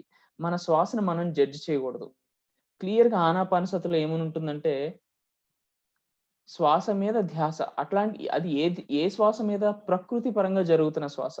ఒక్కోసారి మీరు స్పిరిచ్యువల్ రియాలిటీ తెలుగు, ఇంగ్లీషు మనం వీడియోస్ ఉన్నాయి. యానిమేషన్ వీడియోస్ ఎలా ధ్యానం చేయాలి అని చెప్పి. కొత్త వారికి లేకపోతే గనక ఆంటీని అడగండి. ఇస్తారు, మీకు పంపిస్తారు గ్రూప్స్‌లో. ఆహ్, దాంట్లో క్లియర్‌గా చూపిస్తుంది. ఒక్కోసారి శ్వాస షార్ట్ ఉంటుంది. ఒక్కోసారి లాంగ్ ఉంటుంది. ఒక్కోసారి కుడి వైపు ఉంటుంది. ఒక్కోసారి ఎడమ వైపు ఉంటుంది. సో, మనం ఒక్కోసారి తెలియకుండా ఏం చేస్తామంటే శ్వాసని కంట్రోల్ చేసేస్తాం. అరే! ఇదేంటి శ్వాస ఇక్కడి వరకే వస్తుంది, కింద వరకు రావాలిగా. లేకపోతే ఇక్కడి వరకు వస్తుందేంటి, కింద చిన్న షార్ట్ రావాలి గదా! అని చేంజ్ చేసేస్తాం. అది తెలియకుండా ధ్యానంలో చేస్తూ దాన్ని అబ్జర్వ్ చేస్తాం. అంటే మనం ఏం చేస్తున్నామంటే యాస్ ఇట్ ఈస్‌ని గమనించట్ల. యాస్ ఇట్ ఈస్ అంటే ఏంటి? ఎలా జరుగుతుందో అలా దాన్ని యాక్సెప్ట్ చేయలేకపోతున్నాం. ఈ మన శ్వాస మనకు ఒక ఇంపార్టెంట్ లెసన్ ని నేర్పిస్తుంది మిత్రులారా. చాలా గుర్తుపెట్టుకోండి. ఏంటి అంటే ఈ శ్వాసని, ప్రకృతిపరమైన శ్వాసని గమనించడంలో పరమార్థం ఏంటి అంటే, శ్వాస అనేది ప్రెజెంట్ మూమెంట్ ని ఎలా సూచిస్తుందో, ఎలా ప్రకృతి పరంగా జరుగుతున్న శ్వాస ఏంటంటే యాజ్ ఇట్ ఈజ్, అంటే ఉన్నది ఉన్నట్టుగా. అంటే మన రియాలిటీలో మనం ఏం చేస్తామంటే ప్రతి ఒక్క సిచ్యువేషన్ కంట్రోల్ చేయాలని చూస్తాం. ఒక కంట్రోల్డ్ మైండ్ ఉంటుంది మనకి. కంట్రోల్డ్ మైండ్ ఉంటుంది. ప్రతి ఒక్క దాన్ని కంట్రోల్ చేయాలని చెప్పి. సో, ఆ కంట్రోల్డ్ మైండ్ ఉన్నప్పుడు ఏమవుతుందంటే ఫ్రిక్షన్ వస్తుంది. అంటే ఒక రాపిడి. మన బతుకులోనే ఒక రాపిడి ఏర్పడుతుంది. అంటే నాకు కావాల్సినట్టే ఇది జరగాలి అనే ఒక కంట్రోల్డ్ మైండ్ వచ్చినప్పుడు ఏమవుతుందంటే, మీరు ఎదురు ఈత్తున్నట్టు అన్నమాట నదికి. బాగా ఫోర్స్‌గా వచ్చే నదికి ఎదురు ఈత్తున్నట్టు. ఎప్పుడైతే మీరు శ్వాస మీద ధ్యాస, అది కూడా ప్రకృతి పరంగా జరుగుతున్న శ్వాస మీద పెడతారో, మీరు సరెండర్ అయిపోయారు. ఇంకో పదం వాడాను నేను ఈరోజు. సరెండరెన్స్ అంటే దాసోహం అయిపోవాలి. మీ శ్వాసకు మీరు దాసోహం. అది ఎలా పారితే ఆ శ్వాస ఎలా వెళ్తుంటే దాన్ని అబ్జర్వ్ చేయాలి. అదొక మీకు సెపరేట్ ఇంకా. ఈ సంతోష్‌కున్న శ్వాస ఎలా చేయాలంటే శ్వాస కూడా ఒక వేరే వ్యక్తిలాగా దానికి వేరే మైండ్ ఉన్నట్టే జరుగుతూ ఉంటుంది. మనకి కనెక్ట్ అయ్యి ఉంటుంది. మన ఎమోషన్స్‌కి ఫర్ ఎగ్జాంపుల్ మనం కోపంలో ఉంటే అని చాలా బలంగా వస్తుంది. ఎప్పుడైనా సడన్ షాక్ తగిలినప్పుడు, ఏదైనా సడన్ షాక్ విన్నప్పుడు శ్వాస ఒకసారి ఇలా ఆగిపోతుంది. తెలియకుండా ఆగిపోతుంది. ఇలా నిర్ఘాంతపోయినప్పుడు శ్వాస ఆగిపోతుంది. ఒక్కసారి భయంలో ఉన్నప్పుడు చాలా ఫాస్ట్‌గా, అంటే భయంతో ఉన్నప్పుడు ఫాస్ట్‌గా, అంటే ఎన్ని ఎమోషన్స్‌కి బ్రెత్‌కి కనెక్ట్ అయ్యి ఉంది. సో, మీరెప్పుడైతే ఈ ఎమోషన్స్‌ని మీరు మెడిటేషన్ చేస్తున్నప్పుడు ఇయన్నీ డౌన్ అయిపోతాయి. ఎమోషన్స్ డౌన్ అయిపోయి రియల్ బ్రెత్ దగ్గరికెళ్తారు. ఒరిజినల్‌గా ప్రకృతి పరంగా జరుగుతున్న శ్వాస దగ్గరికెళ్తారు. అప్పుడేమవుతుందంటే మనం కన్‌ఫ్యూజ్ అయిపోయి ఒక్కోసారి మానిప్యులేట్ చేయడానికి ట్రై చేస్తాం. ఎందుకంటే జడ్జ్ చేసేస్తాం శ్వాసని ఫస్ట్. మనం అమ్మో! ఈ శ్వాస ఇలా ఉండకూడదు. రైట్ నుంచి వస్తుందేంటి, లెఫ్ట్ నుంచి రావాలి. లేకపోతే 2 నాస్ట్రిల్ నుంచి రావాలంటాం. ఒక్కసారి షార్ట్ వస్తుందంటాం. ఒకసారి లాంగ్ ఇక్కడి వరకు పీల్చాలి కదా అనుకుంటాం. ఇట్లాంటి జడ్జ్‌మెంట్‌ని ఆపేయాలి. ఎలా జరిగితే శ్వాసను అట్లా అబ్జర్వ్ చేయడం ద్వారా యాజ్ ఇట్ ఈజ్, అంటే ఎలా జరుగుతుంటే దాన్ని అట్లా యాక్సెప్ట్ చేస్తున్నాం. అప్పుడు మనం ఏమవుతుందంటే ఈ రాపిడిని మన లైఫ్‌లో కూడా ఇక్కడ రాపిడి ఎప్పుడు తగ్గుతుందో మన లైఫ్‌లో రాపిడి కూడా తగ్గిపోతుంది. అంటే ఒక ఫ్రిక్షన్, అంటే ఒక ఏదైనా సమస్య వచ్చినప్పుడు నాకు కావాల్సినట్టు జరగలేదే అని చూస్తేనే బాధ. అంతే కదా! మీకు ఏ ఏ సమస్య, ఏ సిట్యుయేషన్ వచ్చినా మీ లైఫ్‌లో అది మీకు కావాల్సినట్టు జరగలేదు కాబట్టే బాధ. ఎలా వచ్చినా సరే యాక్సెప్ట్ చేస్తే బాధుందా? లేదు. హ్యాపీనెస్సే ఉంటుంది గదా! సో, ఇట్లాంటి ఫ్రిక్షన్‌ని మీరు శ్వాసలో ఎప్పుడైతే తగ్గించుకుంటారో అబ్జర్వ్ చేసేటప్పుడు, మీ లైఫ్‌లో కూడా మీ మెటీరియలిస్టిక్ లైఫ్, అంటే మీరు బాహ్య ప్రపంచంలో కూడా మీరు ఏ సిట్యుయేషన్ అయినా సరే యాక్సెప్ట్ చేయగలుగుతారు. ఎలా వచ్చేద్ది అలా. అదే దాని మెయిన్ అర్థం. శ్వాస మీద ధ్యాస యొక్క గొప్పతనం, దాని అంతరార్థం అది. ప్రకృతి పరంగా ఎందుకు అబ్జర్వ్ చేయాలి? ప్రకృతి పరంగా జరుగుతున్న ఆ శ్వాస, నేచురల్‌గా జరుగుతున్న ఆ బ్రెత్‌ని ఎందుకు అబ్జర్వ్ చేయాలి అనేది. ఓకే. ఈరోజు మనం ఏం నేర్చుకున్నాం? ధ్యానం చేయడంలో 2 పాయింట్స్. ఫస్ట్‌ది అన్నిటిని వదిలేసేయాలి. మన ధ్యానంలో కూర్చున్నప్పుడు రెడీగా మనం 40 మినిట్సో, 1 అవరో, 2 అవర్సో మనం పెట్టుకున్న టైంని మనం దాంతోనే ఉండాలి. దె ఇంకా మనకి ఏ ఆలోచనలు రాకూడదు. బయట వర్క్ అని అదని ఈ కమిట్మెంట్‌లో. ఓకే. అలా కమిట్మెంట్ పెట్టుకున్న తర్వాత మీరు ఏదైతే అది అనుకుంటున్నారో దాన్ని వదిలేయాలి. నేనొక గొప్ప ఇంజినీర్‌ని అనుకుంటున్నా. సాఫ్ట్‌వేర్ ఇంజినీర్ అనుకుంటున్నా. అది పెట్టుకుంటే ధ్యానం అవుతుందా? ధ్యానానికి దానికి సంబంధం ఏంటి? లేదు. ప్రకృతి అంటే ప్రెజెంట్ మూమెంట్‌లో దానికి సంబంధం ఏంటి? నేనేదైనా అప్లికేషన్ కోడింగ్ చేయాలన్నా, నా వర్క్ చేయాలంటే అది అవసరం. నేను గొప్ప ఇంజినీర్‌ని అనుకుంటేనే చేస్తా. కాన్ఫిడెన్స్ వస్తది. ధ్యానానికి దానికి సంబంధం ఏంటి? అవసరం లేదు. అలానే నేను చాలా గొప్ప మాస్టర్‌ని అని అనుకున్నా. దానికి కూడా సంబంధం లేదు. ప్రెజెంట్ మూమెంట్‌లో ఉండడానికి దానికి సంబంధం ఏంటి? ఏమీ లేదు. సో, ఇట్లాంటివన్నీ కూడా ఒక మేఘాలు అన్ని విచ్చుకుని ఎలా అయితే పూర్ణచంద్రుడు కనపడతాడో, ఇవన్నీ విడిలిపోవాలి మనకి. సో, అది ఫస్ట్‌ది. The next thing and second, తర్వాత విషయం ఏంటంటే, మన బ్రెత్‌ని మనం జడ్జ్ చేయకూడదు. ఎలా వస్తే అలా బ్రెత్‌ని అబ్జర్వ్ చేయాలి.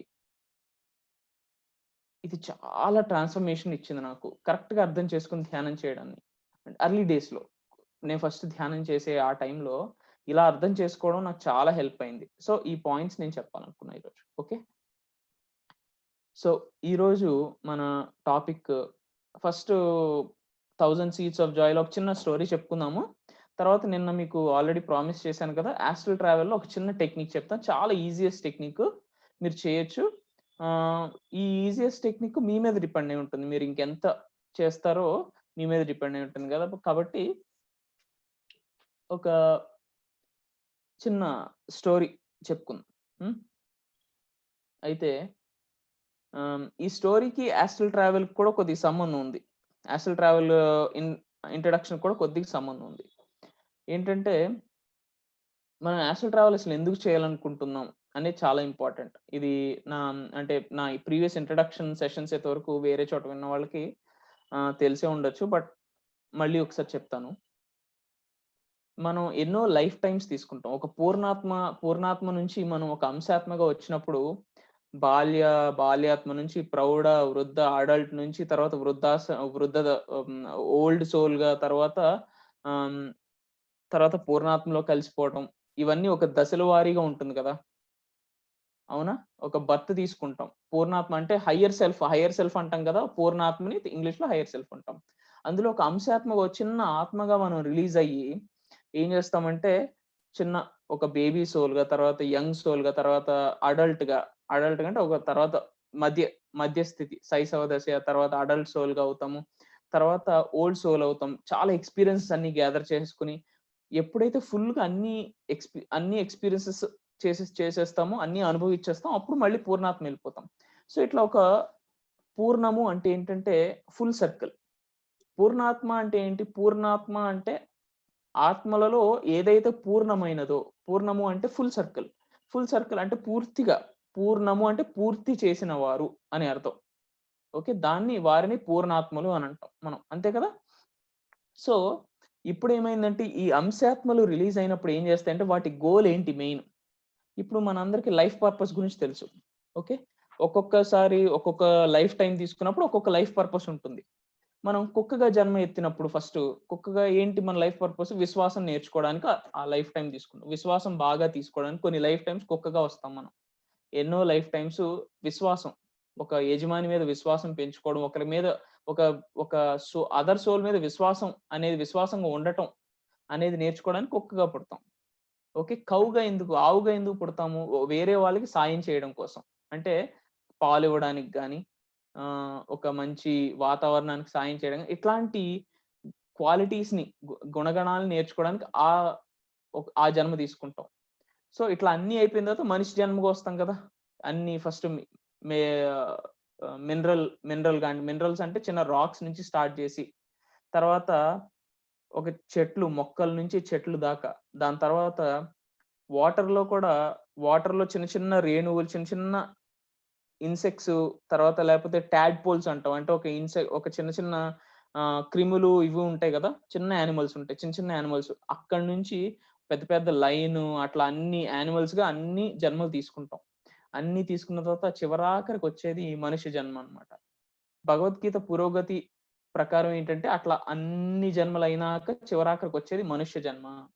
ఇలా ఎన్నో వందల మనిషి జన్మలు తీసుకున్నాక అన్ని ఎక్స్‌పీరియన్సెస్ పొందేసి మనం ఇంకా ఏ ఎక్స్‌పీరియన్సెస్ సోల్‌కి మెయిన్ క్వాలిటీ ఏంటంటే సోల్ అన్ని ఎక్స్‌పీరియన్సెస్‌ని కోరుకుంటుంది.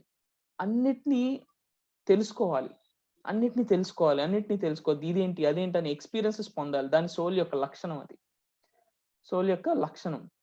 మన లైఫ్ పర్పస్‌లు ఎన్నో ఉండొచ్చు కాక. ఒక్కొక్క లైఫ్ టైమ్ తీసుకున్నప్పుడు ఫర్ ఎగ్జాంపుల్ నాది ఇంతవరకు పూర్వజన్మలో ఉన్నప్పుడు వేరే లైఫ్ పర్పస్ అయి ఉంటుంది. దానికి ముందుది ఇంకోటి. ఇప్పుడు నాకు వేరే ఉండొచ్చు. పర్లా. కానీ సోల్‌కి మాత్రం ఓవరాల్‌గా ఒక పర్పస్ ఉంటుంది. ఆ పర్పస్ ఏంటి అంటే ఎన్నైతే ఎక్స్‌పీరియన్సెస్ ఉన్నాయో అన్నిటిని నేను చవి చూడాలి అని ఒక గోల్ ఉంటుంది. ఆ గోల్ ఫుల్‌ఫిల్ అయిన తర్వాత మళ్ళీ పూర్ణాత్మ అయిపోతుంది. ఆ గోల్ ఎప్పుడు ఫుల్‌ఫిల్ అవుతుంది? ఈ స్టేజెస్ నుంచి ఎళ్లి అంటే బాల్యాత్మగా, తర్వాత యంగ్, అడల్ట్, తర్వాత ఓల్డ్ సోల్స్‌గా అయన్నీ మారిన తర్వాత పూర్ణాత్మ అయిపోతుంది. అంటే ఈ మధ్యలో ఈ పూర్ణం అయ్యే క్రమంలో ఏంటంటే అన్ని ఎక్స్‌పీరియన్సెస్‌ని పొందేస్తుంది. పొందిన తర్వాత మాత్రమే పూర్ణాత్మ అవుతుంది. ఇది చాలా ఇంపార్టెంట్ పాయింట్. ఇది సోల్ సైకిల్ ఇది. ఓకే. అయితే మనం ఇలా అన్ని ఎక్స్‌పీరియన్సెస్ పొందుతున్నప్పుడు ఏమవుతుందంటే, మనం ఇంకా 4, 5 జన్మలే ఉన్నాయనుకుందాం. లేకపోతే ఇంకా లాస్ట్ 50 జన్మలున్నాయి. మనం పూర్ణాత్మగా అయిపోవడానికి. చాలా దగ్గరకొచ్చేసాం. ఓల్డ్ సోల్స్ అయిపోయాం. అంటే వృద్ధ ఆత్మలు అయిపోయాం. ఓల్డ్ సోల్స్ అంటే. అంటే చాలా అప్పటికే ఎన్నో వందలు, వేల ప్రాబబ్లీ జన్మలు తీసేసుకొని అన్ని ఎక్స్‌పీరియన్సెస్‌తో రెడీగా ఉన్నాం. ఇంకో 10, 20, 30 ఉన్నాయనుకుందాం. అయితే ఇప్పుడేంటి ఒక్కొక్క, ఒక్కొక్క లైఫ్ టైమ్‌కి మనకి ఎంత 100 సంవత్సరాలుంటాయి. లేకపోతే మహా అయితే 200, 300 సంవత్సరాలా? లేకపోతే 100 సంవత్సరాలు ఏసుకోండి. లేకపోతే 8 ఇయర్స్ ఏసుకోండి. ఇప్పుడు సగటు 60-80 లైఫ్ ఎక్స్‌పెక్టెన్సీ ఇండియాలో 60 ఇయర్స్ ఉంది. అంతేనా? ఇండియాలో 60 ఇయర్స్, జపాన్‌లో, చైనాలో 8 ఇయర్స్ ఉంది. యూఎస్‌లో 75 ఇయర్స్. ఆన్ యావరేజ్ మనిషి యొక్క బతికే సంవత్సరాలు. ఎంతో ధ్యానం చేసి, తపస్సు చేసి, కేవ్స్‌లో ఎంతో ఇదుంటే ఎన్ని సంవత్సరాలైతే ఓ 500 ఇయర్స్ ఏసుకోవచ్చు పోనీ. ఇట్లాగా ఎంతైనా ఒక లిమిటెడ్ టైమ్ పీరియడ్ ఉంది మనకి. అవునా? ఇప్పుడు ఈ 20 జన్మలు నెక్స్ట్ ఫ్యూచర్‌లో 20 జన్మలున్నాయి పూర్ణాత్మకెళ్ళడానికి. ఇప్పుడు ఈ 20ని మనం 2 జన్మలుగా కుదించేసుకోవచ్చు కూడా. అది ఎలా కుదించుకోవచ్చంటే, ఒక నైట్ మీరు యాస్ట్రల్ ట్రావెల్ చేసినప్పుడు బయటకొచ్చినప్పుడు, మీరు గంట సేపు పడుకొనుంటారో, లేకపోతే 5 గంటలు పడుకొనుండొచ్చు నైట్. కానీ మీరు ఎన్నో ప్రదేశాలకెళ్ళి రావచ్చు. అక్కడున్న నాలెడ్జ్‌ని మొత్తం astral body full information body అంటారు. నాలెడ్జ్ బాడీ అంటారు యాస్ట్రల్ బాడీని. థాట్ బాడీ అంటారు. యాస్ట్రల్ బాడీకి ఎన్నో పేర్లు. లింగ శరీర, సూక్ష్మ శరీర, తర్వాత ఇంగ్లీష్‌లో యాస్ట్రల్ బాడీ అని అంటాము. తర్వాత థాట్ బాడీ అంటాము. నాలెడ్జ్ బాడీ అంటాం. ఇయన్నీ ఎన్నో పేర్లు. సో, దానికేంటంటే ఇన్ఫర్మేషన్ అంటే ఇష్టం. నాలెడ్జ్ అంటే చాలా ఇష్టం యాస్ట్రల్ బాడీకి. సో, ఎక్కడికెళ్ళినా సరే నాలెడ్జ్ తీసుకుంటా ఉంటది. అందుకని యాస్ట్రల్ ట్రావెల్ చేసినప్పుడు ఏంటంటే, ఒక్క రాత్రిలో మీరు 5 టైమ్స్, 6 టైమ్స్ విజ్డమ్‌ని ఒక్కసారిగా గ్యాదర్ చేయొచ్చు. సో, ఎన్ని యాస్ట్రల్ ట్రావెల్స్ జరుగుతూ ఉంటే మీకు అంతగా ఎక్కువ విజ్డమ్ వస్తా ఉంటుంది. ఇప్పుడేమవుతుంది 20 జన్మల్లో మీరు సంపాదించాల విజ్డము ఒక్కసారిగా కుదించబడిపోయింది. 2 జన్మల్లో అయిపోతుంది ఇప్పటికి మీకు. 2, 3 జన్మలో మీరు ఫినిష్ చేసేసేయొచ్చు. అది యాస్ట్రల్ ట్రావెల్ యొక్క లక్షణం. అంటే మీరు దాని యొక్క గోల్ అదొక బెనిఫిట్. ఎన్నో బెనిఫిట్స్ ఉన్నాయి. హీలింగ్ ఉంది. తర్వాత ఎన్నో మాస్టర్స్‌తో కమ్యూనికేషన్ చేయొచ్చు. ఎన్నో ఉన్నాయి. కానీ మెయిన్ ఉద్దేశము ఒక ధ్యాని, ఒక యోగ సాధకుడు ఎందుకు సూక్ష్మ శరీర యానం చెయ్యాలి అనంటే మెయిన్ కారణం వచ్చేసి వారి యొక్క జన్మ సార్థకం చేసుకోవడానికి, పూర్ణం చేసుకోవడానికి, లేకపోతే పూర్ణాత్మలో మళ్ళీ చేరడానికి చాలా ఫాస్ట్‌గా ప్రోగ్రెస్ చేయొచ్చు దీంతో. అందుకని యాస్ట్రల్ ట్రావెల్ చేయాలి. యాస్ట్రల్ ట్రావెల్ చేసినప్పుడు అది మెయిన్ బెనిఫిట్. ఇంకా చాలా ఉన్నాయి. మనకు మనం హీల్ అవ్వచ్చు. వేరే హైయర్ డైమెన్షన్స్‌లోకి వెళ్ళొచ్చు. మాస్టర్స్‌ని కలవచ్చు. తర్వాత ఎంతో ఆహ్, డిఫరెంట్ డిఫరెంట్ ప్లేసెస్‌కి వెళ్ళొచ్చు. హ్మ్. ఇట్లా ఎన్నో ఉన్నాయి. కానీ మెయిన్‌ది ఇది రీజన్. ఇది ఇంట్రడక్షన్. యాస్ట్రల్ ట్రావెల్ ఎందుకు చేయాలి? ఎందుకంటే ఏదైనా చేసే ముందు ఎందుకు చేయాలనేది ఫస్ట్ మనకు ఒక క్లారిటీ ఉంటే అది చేసేదానికి ప్రోద్బలం మనకొక ఆహ్, యూ నో ఇది ఉంటుంది. మనకి ఫస్ట్ ఒక ఉత్సాహంగా ఉంటుంది చేయాలని చెప్పి. లేకపోతే జస్ట్ ఒక రిచువల్‌గా చేస్తా అంటే ఏదో చెయ్యాలి కాబట్టి అంటే తర్వాత తర్వాత దానికి తగ్గిపోవచ్చేమో. సో, మనకు మనం ఉత్సాహంగా మనల్ని మనం ఎప్పటికప్పుడు ఉత్సాహపరుచుకోవాలంటే ఎందుకు చేయాలి? మీ గోల్ సెట్ చేసుకోవాలంటే అంతే కదా మరి. ఇప్పుడు మీరు ఐఏఎస్ ఎందుకవ్వాలి? ఐఏఎస్ ఈ ఎగ్జామ్ ఎందుకు రాయాలంటే ఐఏఎస్ అవ్వాలి కాబట్టి. మీకొక గోల్ ఉందక్కడ. దానికి ఉపయోగం ఉంది. మీరు సర్వ్ చేయొచ్చు పీపుల్‌కి. అందుకని మీరు ఐఏఎస్ రాస్తున్నారు. సర్వ్ చేయడానికి. సో, అట్లానే మీరు ఎందుకు యాస్ట్రల్ ట్రావెల్ చేయాలంటే ఫన్. ఓకే. బావుంటది. ఫన్ బావుంటది. మంచిగా ఎళ్లి రావచ్చు ఎక్కడికైనా బయటికి డిఫరెంట్ డిఫరెంట్ వరల్డ్స్. చాలా హ్యాపీగా ఎంజాయ్ చేయొచ్చు. హ్యాపీనెస్ చాలా దాని హ్యాపీనెస్ కూడా అనరు యాక్చువల్‌గా డిఫరెంట్ వర్డ్. హ్యాపీనెస్ కాదది. బ్లిస్‌ఫుల్‌నెస్ అనొచ్చేమో. దగ్గరకొస్తుంది ఆ వర్డ్ బ్లిస్‌ఫుల్‌నెస్ అనేది. ఆ స్థితిలోకి వెళ్ళొచ్చు యాస్ట్రల్ ట్రావెల్ చేసినప్పుడు. కానీ the main reason here is main ముఖ్యమైన కారణం ఏంటంటే మన సోల్ ప్రోగ్రెషన్. మన ఆత్మ ఉన్నతి కోసము అని చెప్పొచ్చు. ఓకేనా? అది. అయితే టెక్నిక్ చివర్లో చెప్తాను. ఓకే. ఇది ఎందుకు చెప్పాను అంటే మెయిను ఈ సోల్ సైకిల్ వెళ్ళటం గాని ఇదంతా ఎందుకు చెప్పానంటే ఒక చిన్న స్టోరీ ఉంది. ఇందులో 1000 సీడ్స్ ఆఫ్ జాయ్ గురించి నేను మాట్లాడుకున్నాం. బ్రీఫ్ ఇంట్రడక్షన్ కదా! బ్రీఫ్ ఇంట్రడక్షన్ ఇచ్చాను. ఆయన ఆథర్ ఎవరు? ఈ స్టోరీస్ ఎలా వచ్చినాయి అంటే మెసేజెస్ బేసిక్‌గా. ఈయన ఆనంద్ కర్ణేష్ అనే ఆయన లక్ష్మీదేవితో గాని, సరస్వతి దేవితో గాని, పార్వతీదేవి తర్వాత ఇంకా చాలా మందున్నారు. వాళ్ళతో కాన్స్టెంట్ టచ్‌లో ఉన్నారు. ఈ బుక్‌లో మాత్రం ఏంటంటే మెయిన్ లక్ష్మీదేవి, సరస్వతి దేవితో మెసేజెస్ అన్నమాట. ఈయన క్వెషన్ అడగటము, ఆవిడ చెప్పడం. లక్ష్మీదేవి గాని, సరస్వతి దేవి గాని ఆన్సర్ చేయటం.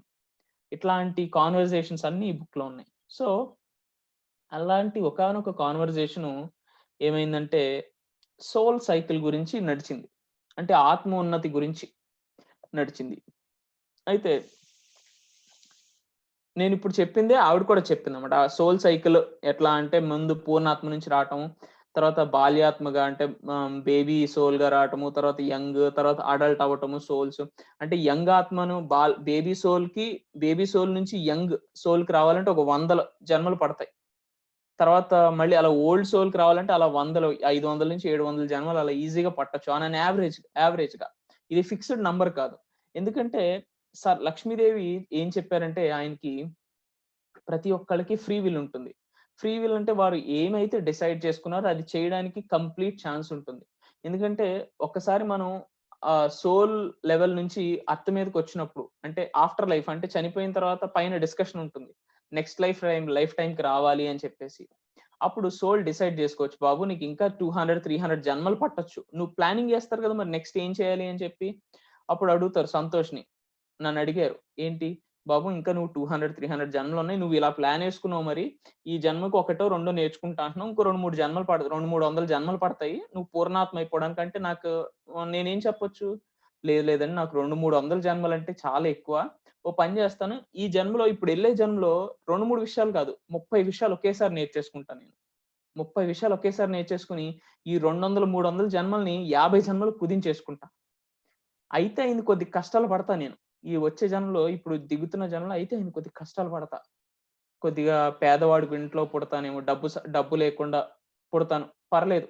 ఒక చెయ్యో, ఒక కాలో లేకుండా పుడతా. పర్లేదు. ఒక కన్ను లేకుండా పుడతా. పర్లేదు. నన్ను అందరూ చేదరించుకునే రకంగా అంగవైకల్యంతో పుడతాను. పర్లేదు. అయినా పర్లా. ఇట్లాంటివి ఎక్కువ పెట్టుకుంటే ఎక్కువ నేర్చుకోవచ్చు కదా మరి.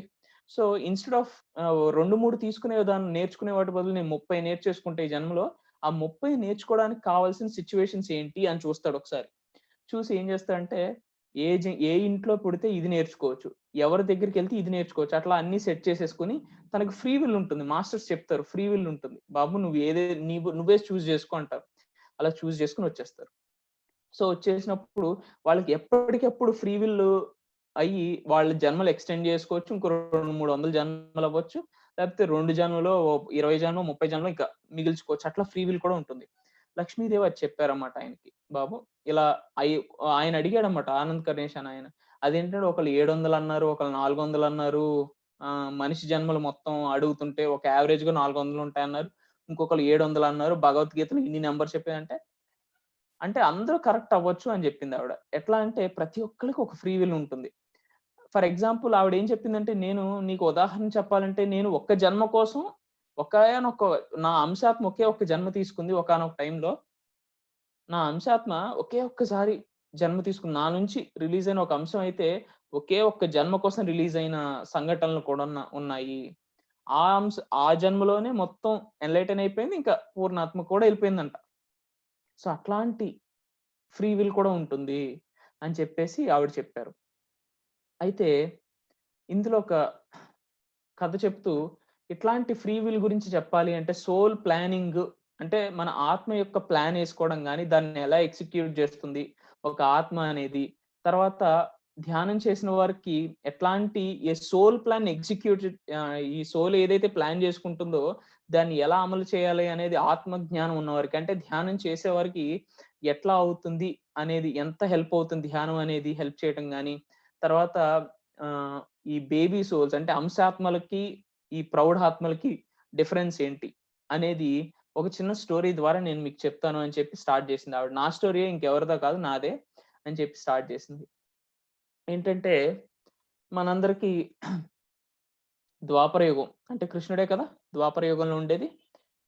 ఆ టైంలో మనందరికీ కృష్ణుడి భార్య గురించి తెలుసు రుక్మిణీదేవి. ఆవిడెవరు? లక్ష్మీదేవి అవతారమే. ఆవిడ లక్ష్మీదేవి చెప్తుందన్నమాట. ఎవరికి చెప్తుంది? ఆనంద్ కర్ణేష్‌కి. మీ మీ అందరికీ కృష్ణావతారంలో ఆయన భార్యగా నేను పుట్టాను. రుక్మిణీదేవిగా. మీ అందరికీ తెలుసు. నేను పుట్టానని తెలుసు. నా స్టోరీ తెలుసు. నేను అప్పుడు ఆ టైంలో ఎన్‌లైటన్ అయిపోయానని తెలుసు. అయితే 3 కథలు ఆ టైంలోనే లక్ష్మీదేవి ముగ్గురుగా వచ్చిందంట. ముగ్గురు అవతారాలుగా వచ్చింది. ఒకటి రాధాదేవిగా. ఓకే. ఇంకొకటి ద్రౌపదిగా. ఇంకొకటి రుక్మిణీదేవిగా. లక్ష్మీదేవే ఈ ముగ్గురు అవతారాలుగా వచ్చిందంట. ఆవిడ అంశలే. ఆవిడ కాన్షియస్‌నెస్సే ఉంది. వాళ్ళ ముగ్గురిలో కూడా ఆవిడే ఉన్నారంట. అయితే నేను ముగ్గురుగా ఒకానొక టైంలో ఒకే లైఫ్ టైంలో ఆ ఒక్క లైఫ్ టైంలోనే ముగ్గురుగా జన్మించిన కథ ఇది అని చెప్పడం స్టార్ట్ చేసింది. రాధాదేవి కథ మళ్ళీ ఎప్పుడైనా చెప్పుకుందాము. అయితే రుక్మిణీదేవి మనకందరికీ తెలిసిందే. ఆవిడ పర్ఫెక్ట్ లైఫ్ కాబట్టి. Enlightened life. ఆవిడ ఎన్‌లైటెండ్‌గా వచ్చింది రుక్మిణీదేవి. అయితే ద్రౌపది స్టోరీ నేను చెప్తాను అని చెప్పి స్టార్ట్ చేసింది. ద్రౌపది ఏమైందంటే ఆవిడ పుట్టటంతోనే లోవర్ చక్రాస్ అన్నీ ఓపెన్ అయిపోయినాయి. చాలా మంచిగా ఓపెన్ అయిపోయి ఆవిడకి ఆధ్యాత్మిక అప్పుడే హార్ట్ చక్ర కూడా చాలా ఎలివేట్ అవుతూ చాలా హాయిగా మంచిగా ఓపెన్ అవ్వడానికి రెడీ అవుతూ దాని మీద వర్క్ చేస్తుంది. అంటే అనాహత చక్రాన్ని కూడా వర్క్ చేస్తూ రెడీ అవుతుంది. మూలాధార, సహస్ర, స్వాదిష్టాన అనా ఈ థర్డ్ చక్ర ఉంది కదా! సాక్రల్ చక్ర. సాక్రల్ చక్రాని తెలుగులో ఏమంటారంటే మణిపూరక. సారీ, తెలుగులో మణిపూరక అంటాం కదా! ఈ 3 చక్రాల్ని ఆవిడ ఆల్రెడీ ఓపెన్ చేసేసుకుంది అప్పట్లోనే. చేసుకొని ఈ హార్ట్ చక్రాన్ని అనాహత అంటాం అనుకుంటా. ఈ అనాహత చక్రాన్ని యాక్టివేట్ దాని మీద వర్క్ చేస్తుంది ధ్యానంలో. అలాంటి టైంలోనే పాండవులతో పెళ్ళయింది ఆవిడకి. ఆవిడ ఫస్ట్ షాక్ అయింది. షాక్ అయినా సరే అది పెద్దగా ఏమి ఆవిడని కలతపరచలేదంట ఎప్పుడు. ఎందుకంటే అది పాండవుల గొప్పతనం అంట. ఎందుకంటే పాండవులు ఎప్పుడు ఒకరి మీద ఒకరు చాలా ప్రేమతో ఉండేవారంట. ఒకళ్ళ మీద ఒకరు. అయితే ఇక్కడ ఒక ట్విస్ట్ ఏంటంటే, ట్విస్ట్ కాదు. పాండవులు అంశాత్మలు. అంటే అప్పుడే పూర్ణాత్మ నుంచి రిలీజ్ అయ్యారంట. 5 ఆత్మలు. అదే పాండవులంట. అయితే వారు చాలా ఇక్కడ ఆవిడ క్లియర్‌గా ఏం చెప్తుందంటే, ఒక సోల్ ఎప్పుడైతే అంశాత్మగా రిలీజ్ అవుతుందో దానికి మీకెప్పుడైనా డౌట్ వచ్చిందా? ఇప్పుడు మనం అంటే చివరికొచ్చేటప్పటికి ఎన్నో కర్మలుంటాయి. ఎంతో అనుభవించాలి మరి. ఎందుకో బ్యాగేజ్ ఉంటది మరి. పూర్వజన్మలో చేసిన కర్మ అంతా ఈ జన్మకి కూడా క్లియర్ చేసుకోలేదనుకోండి, నెక్స్ట్ జన్మకొచ్చేస్తది మరి. మరి ఈ జన్మలో చేసింది, ఈ పూర్వజన్మలో, దాని ముందు జన్మల్లోంచి చేసిన ఎంత బ్యాగేజ్ అంతా మన మీద ఉంటుంది. ధ్యానం చేయకపోతే మరి. ధ్యానం చేసి క్లియర్ చేసుకోకపోతే మరి మన మీదే ఉంటుంది. అయన్నీ మనం అనుభవించాలి కదా మరి. అయితే మీకెప్పుడైనా డౌట్ వచ్చుండాలి. ఎప్పుడైతే పూర్ణాత్మ నుంచి ఒక అంశాత్మగా ఎవరైనా రిలీజ్ అయినప్పుడు, ఒక బేబీ సోల్‌గా రిలీజ్ అయినప్పుడు వాళ్ళకేం కర్మలుంటాయి అని చెప్పి. వచ్చే ఉంటుంది కదా! అలాంటి డౌట్‌కి ఆన్సర్ చెప్పిందిప్పుడు లక్ష్మీదేవి. ఏంటంటే వాళ్ళకి ఏ కర్మలు ఉండవు అని. వాళ్ళు చాలా ప్యూర్‌గా ఇన్నోసెన్స్‌తో వస్తారు. అలాంటి వారే పాండవులనమాట. అయితే ఆ ఇన్నోసెన్స్ ఎలా ఉంటుందంటే దేన్నైనా సరే నమ్మేసే ఇన్నోసెన్స్ ఉంటుంది. దేన్నైనా సరే. అందుకని కౌరవులు ఎంత చేసినా సరే వాళ్ళన్నిటికి సరే పర్లేదు, పాపం పాపం పోన్లే పోన్లే అని అండ్ అన్యాయాన్ని, అధర్మాన్ని కూడా సహించేంతగా వారు ఇన్నోసెంట్‌గా వచ్చేసారంట. వారు చాలా ప్యూర్ సోల్స్. ప్యూర్ సోల్స్‌కి అది ప్రాబ్లమ్. ప్యూర్ సోల్స్ ఏంటంటే అంత ప్యూర్‌గా ఉంటారు. వారికి కర్మ ఉండదు, ఏముండదు. కానీ ఏమవుతుందంటే ఒక ఇన్నోసెన్స్ అంటే ఒక అమాయకత్వం సోల్స్‌లోనే, ఆత్మలోనే ఒక అమాయకత్వం ఉంటుంది.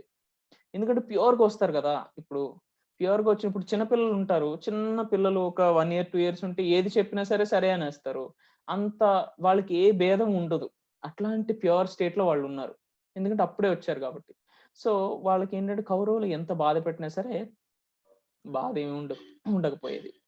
అప్పుడేమైందంటే వాళ్ళ సోల్ ప్లాన్ ఏంటంటే, కాపోతే పాండవులు ఏం రాసుకొచ్చారంటే వాళ్ళ సోల్ ప్లాన్‌లో 5గురు కౌరవులతో యుద్ధంకెళ్ళాలి అని ఒక రాసుకొచ్చారు వాళ్ళు ఆల్రెడీ పైన.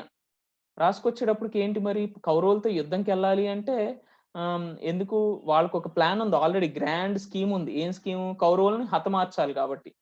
ఎందుకంటే వాళ్ళ పనైపోయింది. వాళ్ళని తీసేయాలంటే ఆ ఈక్వేషన్ నుంచి మహాభారతం నుంచి వాళ్ళ చనిపోవాలంటే యుద్ధం జరగాలి. యుద్ధం జరగాలంటే పాండవులు యుద్ధం చెయ్యాలి.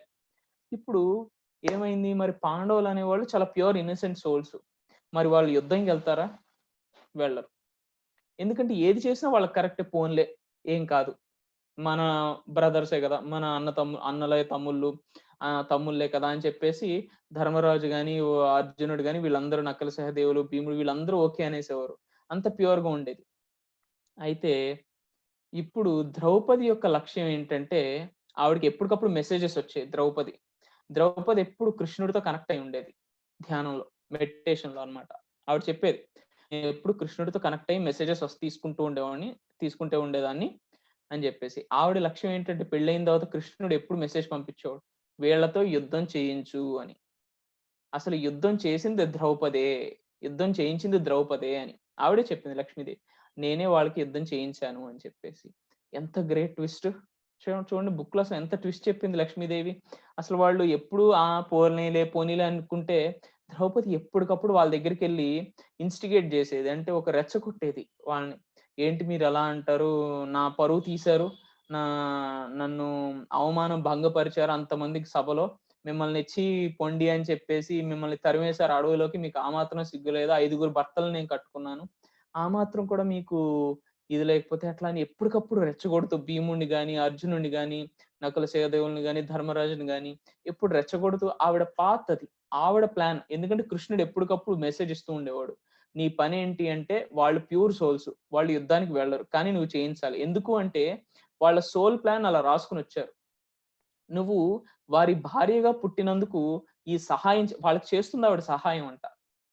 నువ్వు ఆ సహాయం చేయాలని ఎప్పుడు కృష్ణుడి నుంచి మెసేజ్ తీసుకొని ఆవిడ ఇన్‌స్టిగేట్ చేసేదంట. ఎప్పటికప్పుడు తోస్తా ఉండేదంట. చూసారా ఎంత విచిత్రంగా ఉంటాయో? బేబీ సోల్స్‌గా వచ్చినప్పుడు ఎంత ప్యూర్‌గా వచ్చినప్పుడు వారు ఏమి చేయలేకపోయినా సరే వాళ్ళ సోల్ ప్లాన్ అలా వచ్చినందుకు ద్రౌపది దేవి అట్లా రెచ్చగొడుతూ ఉండేది. ద్రౌపది.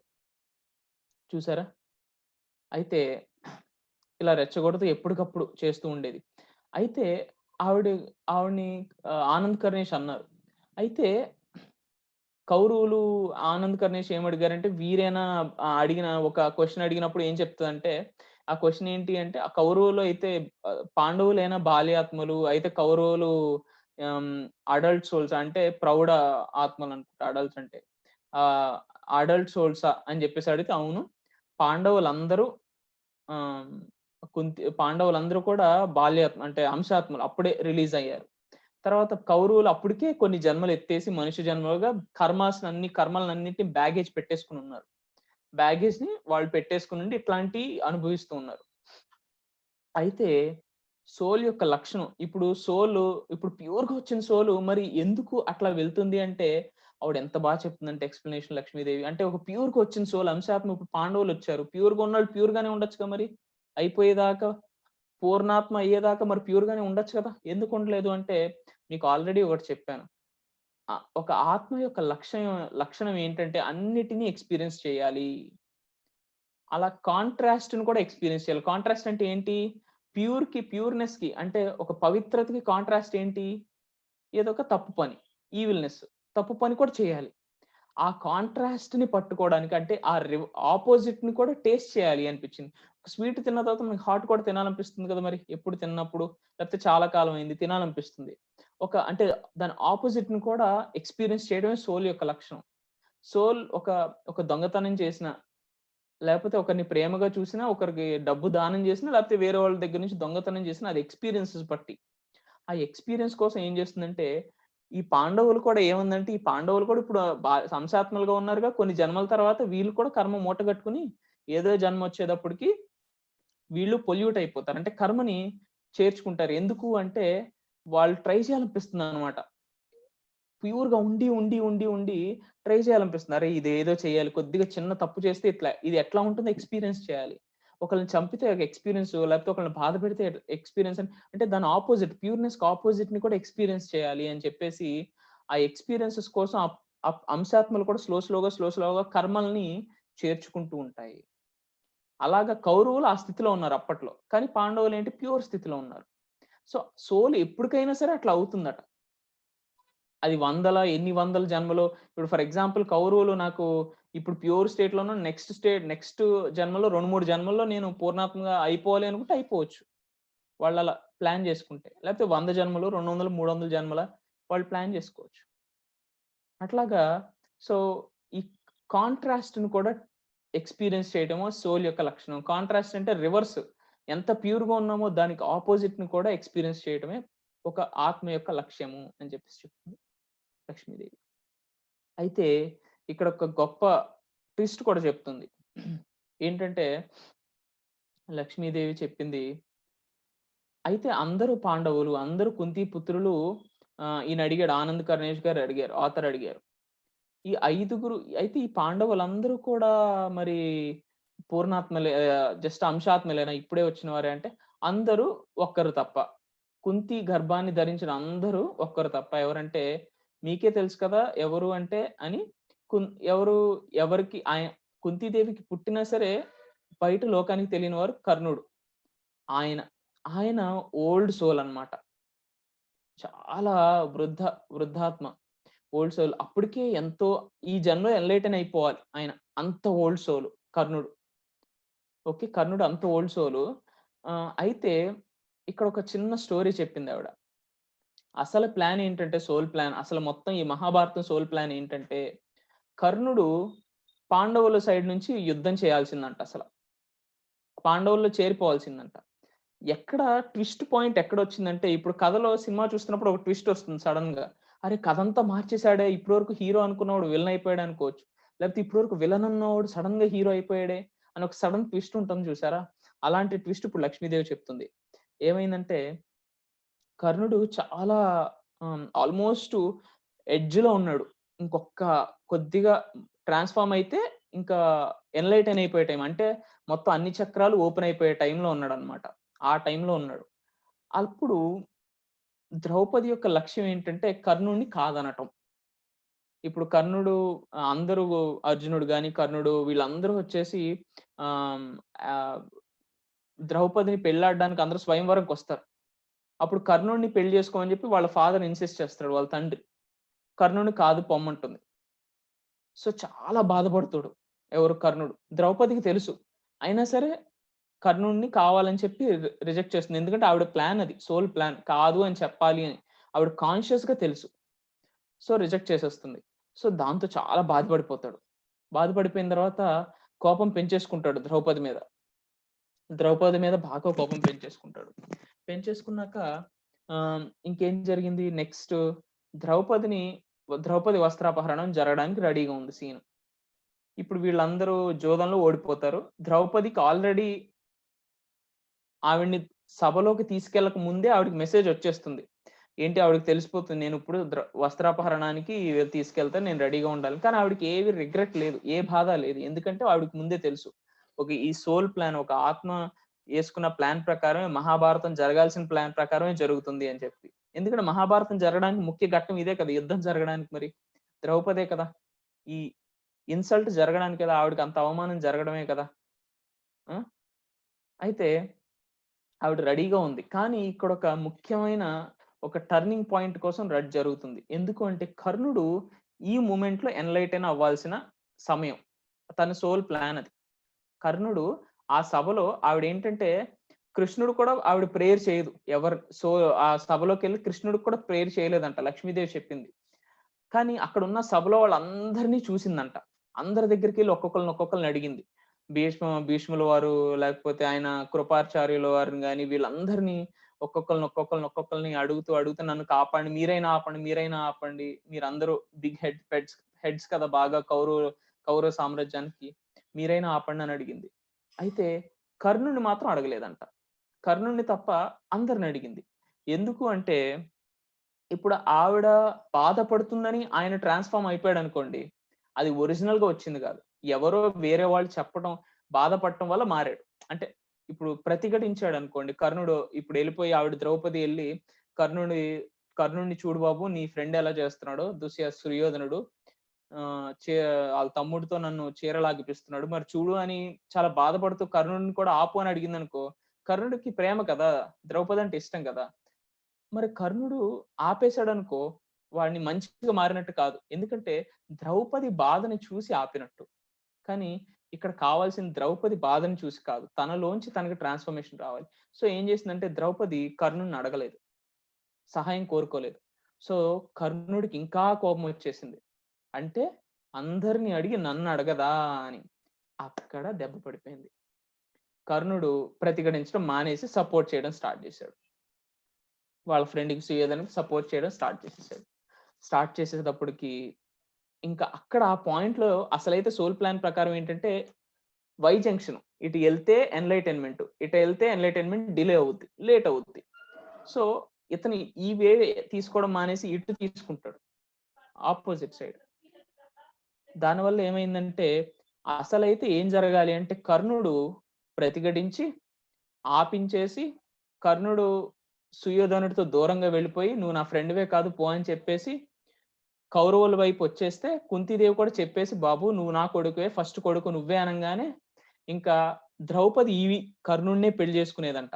అది ప్లాన్ అంట. అసలు 6 భర్తలతో ఉండాల్సిన ఆవిడ ద్రౌపది. 6 భర్తలతో పెళ్లి చేసుకుని ఫస్ట్ నుంచి ద్రౌపదికి చాలా ఇష్టం అంట కర్ణుడి మీద మనసంట. అర్జునుడి కన్నా ఇష్టం అంట కర్ణుడు. అది ఆల్రెడీ నేను నా భర్తలకు చెప్పాను.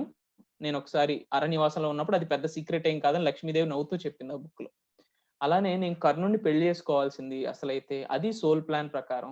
ఎప్పుడైతే తను ట్రాన్స్ఫార్మ్ అయిపోయి ఒక ఎప్పుడు ఆ పాయింట్ లో అన్ని చక్రాసు సహస్రారం కూడా ఓపెన్ అయిపోవాల్సిందంట. అన్ని చక్రాసు ఓపెన్ అయిపోయి ఎన్లైటన్ అయిపోయి ఆ టైంలోనే పాండవుల వైపు వచ్చేసి పాండవుల సైడ్ నుంచి యుద్ధం చేయాల్సింది అసలైతే ప్లాన్ ప్రకారం. కానీ ఏం చేశాడు, ఆ ఒక్క క్షణం ఆ డెసిషన్ జస్ట్ ఎన్లైటన్ అవ్వాల్సిన ఆ డెసిషన్ ని తను చేంజ్ చేసుకోలేదు. చేంజ్ చేసుకుపోయేటప్పటికి తను కౌరవుల వైపు ఉండిపోయాడు. ఉండిపోయేటప్పటికి ఏమైంది, తను ఎన్లైటన్ అవ్వలేదు ఆ టైంలో. కాకపోతే తను చివరికి చనిపోయే టైంలో అర్జునుడు ఇంకా భూమి లోపలికి వెళ్ళిపోయి తన వీల్ లోపలికి వెళ్ళిపోతుంది కదా, కర్ణుడు అర్జునుడు యారోస్ తో ఇంకా బాణాలతో కొడుతూ ఉన్నప్పుడు తను బాణాలు తగిలి చనిపోతూ రథచక్రాన్ని ఎత్తుతూ చనిపోతూ ఉన్నప్పుడు ఆ చనిపోయే క్షణంలో ఎన్లైటన్ అయిపోయి చనిపోతాడు. అట్లా జరుగుతుంది. ఎంతో గొప్ప స్టోరీ ఆవిడ చెప్పింది. చూడండి, ఒక సోల్ అంశాత్మగా ఎలా వస్తుంది, ఆ డెసిషన్స్ ఎలా తీసుకుంటారు. ఒక అంశాత్మ పూర్ణాత్మగా అయ్యేటప్పుడు తను మంచిగా ఉండే క్వాలిటీస్ ని కూడా తనని తాను పొల్యూట్ చేసుకుంటుందంట. అంటే తనని తాను చెడు మార్గం వైపు కూడా వెళ్తుంది, కావాలని చెప్పి వెళ్తుంది. ఎందుకంటే అదొక ఎక్స్పీరియన్స్. ఇక్కడ మనం తెలుసుకోవాల్సిందంటే ప్రతి విషయం ఎక్స్పీరియన్సే, ప్రతి ఆస్పెక్ట్ ఎక్స్పీరియన్సే. అందుకని మనకి ఇక్కడ ఏం తెలుస్తుందంటే ఎవరిని జడ్జి చేయకూడదు. మా అత్త గయ్యాళిది అవసరంలా, అదొక ఎక్స్పీరియన్స్ చేస్తుంది ఆవిడ. నా కోడలు గయ్యాలి అవసరంలా, అదొక ఎక్స్పీరియన్స్ నీ కోడలు చేస్తుంది. నేను పనిచేసే నా ఫ్రెండ్ చాలా మంచిగా లేడు, నా మీద చెడ్డ విషయాలు చెప్తున్నాడు, అవసరంలా, జడ్జ్ చేయాల్సిన అవసరంలా. తన మార్గంలో తనున్నాడు. తను ఈ అంశాత్మగా ఉంటూ మధ్యలో ఎక్కడో ఉన్నాడు. ఇంకా ఓల్డ్ సోల్‌గా అవ్వలేదు. సో, అట్లాంటి ట్రాన్స్‌ఫర్మేషన్ టైంలోనే ఇట్లాంటి వాళ్ళు తగులుతుంటారు. అప్పుడు మనం జడ్జ్ చేయవసరం లేదు. ఎందుకంటే మీరు కూడా ఒకానొక టైంలో అలా చేసిన వారే. మీ రిఫ్లెక్షనే వాళ్ళంతా, మీ ప్రతిబింబాలే. ఇప్పుడు నేను ఒక దొంగను చూసి దొంగ అనంటే నేను ఒకానొక టైంలో దొంగనే కదా! ఒకానొక జన్మలో ఎప్పుడో దొంగ పుట్టే ఉంటాను. చేసే ఉంటా దొంగతనం. చిన్న ఎరేజర్ అయిన దొంగతనం చేసి ఉండనా? అంటే ఈ దొంగ, నేను చూపిస్తున్న దొంగ, ఈ దొంగ ఒకటే. ఆ ప్రతిబింబం, ఆ రిఫ్లెక్షనే వెళ్తుంది. అదే వన్నెస్ అంటే. అది లక్ష్మీదేవి ఎంతో గొప్పగా చెప్పింది ఈ కథ ద్వారా. అవునా? అలాంటి కథలు ఎన్నో ఉన్నాయి ఈ 1000 సీడ్స్ ఆఫ్ జాయ్‌లో. సోల్స్ గురించి, సోల్ ఎవల్యూషన్ గురించి ఈ కథ ద్వారా ఎంతో గొప్పగా చెప్పింది ఆవిడ. ఓకే.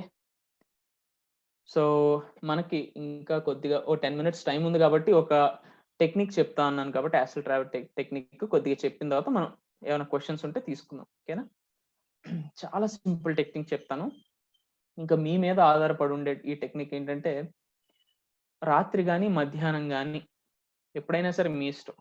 పడుకున్నప్పుడు కొద్దిగా తొందరగా భోంచేసేసి పడుకున్నప్పుడు హాయిగా చేతులు, కాళ్ళు ఇలా చాపుకొని దేనికి టచ్ ఇలా అవసరం లేదు. క్రాస్ అవసరం లేదు. ఇలా టచ్ చేయకుండా హాయిగా పడుకొని శ్వాస మీద ధ్యాస పెడుతూ ధ్యానం చేస్తూ మీరు నిద్రకి ఎప్పుడు వెళ్తున్నారో అబ్జర్వ్ చేయండి. కరెక్ట్ మీరెప్పుడైనా నిద్రపోయినప్పుడు నిద్ర వచ్చే మూమెంట్ ఎప్పుడైనా గుర్తుందా మీకు?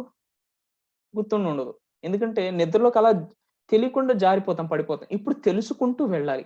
ఎప్పుడు మీ ఎరుక, మీ నిద్ర టచింగ్ పాయింట్ కరెక్ట్‌గా దాన్ని మీరు అబ్జర్వ్ చేయగలిగితే యాస్ట్రల్ బాడీ బయటకొచ్చేస్తుంది.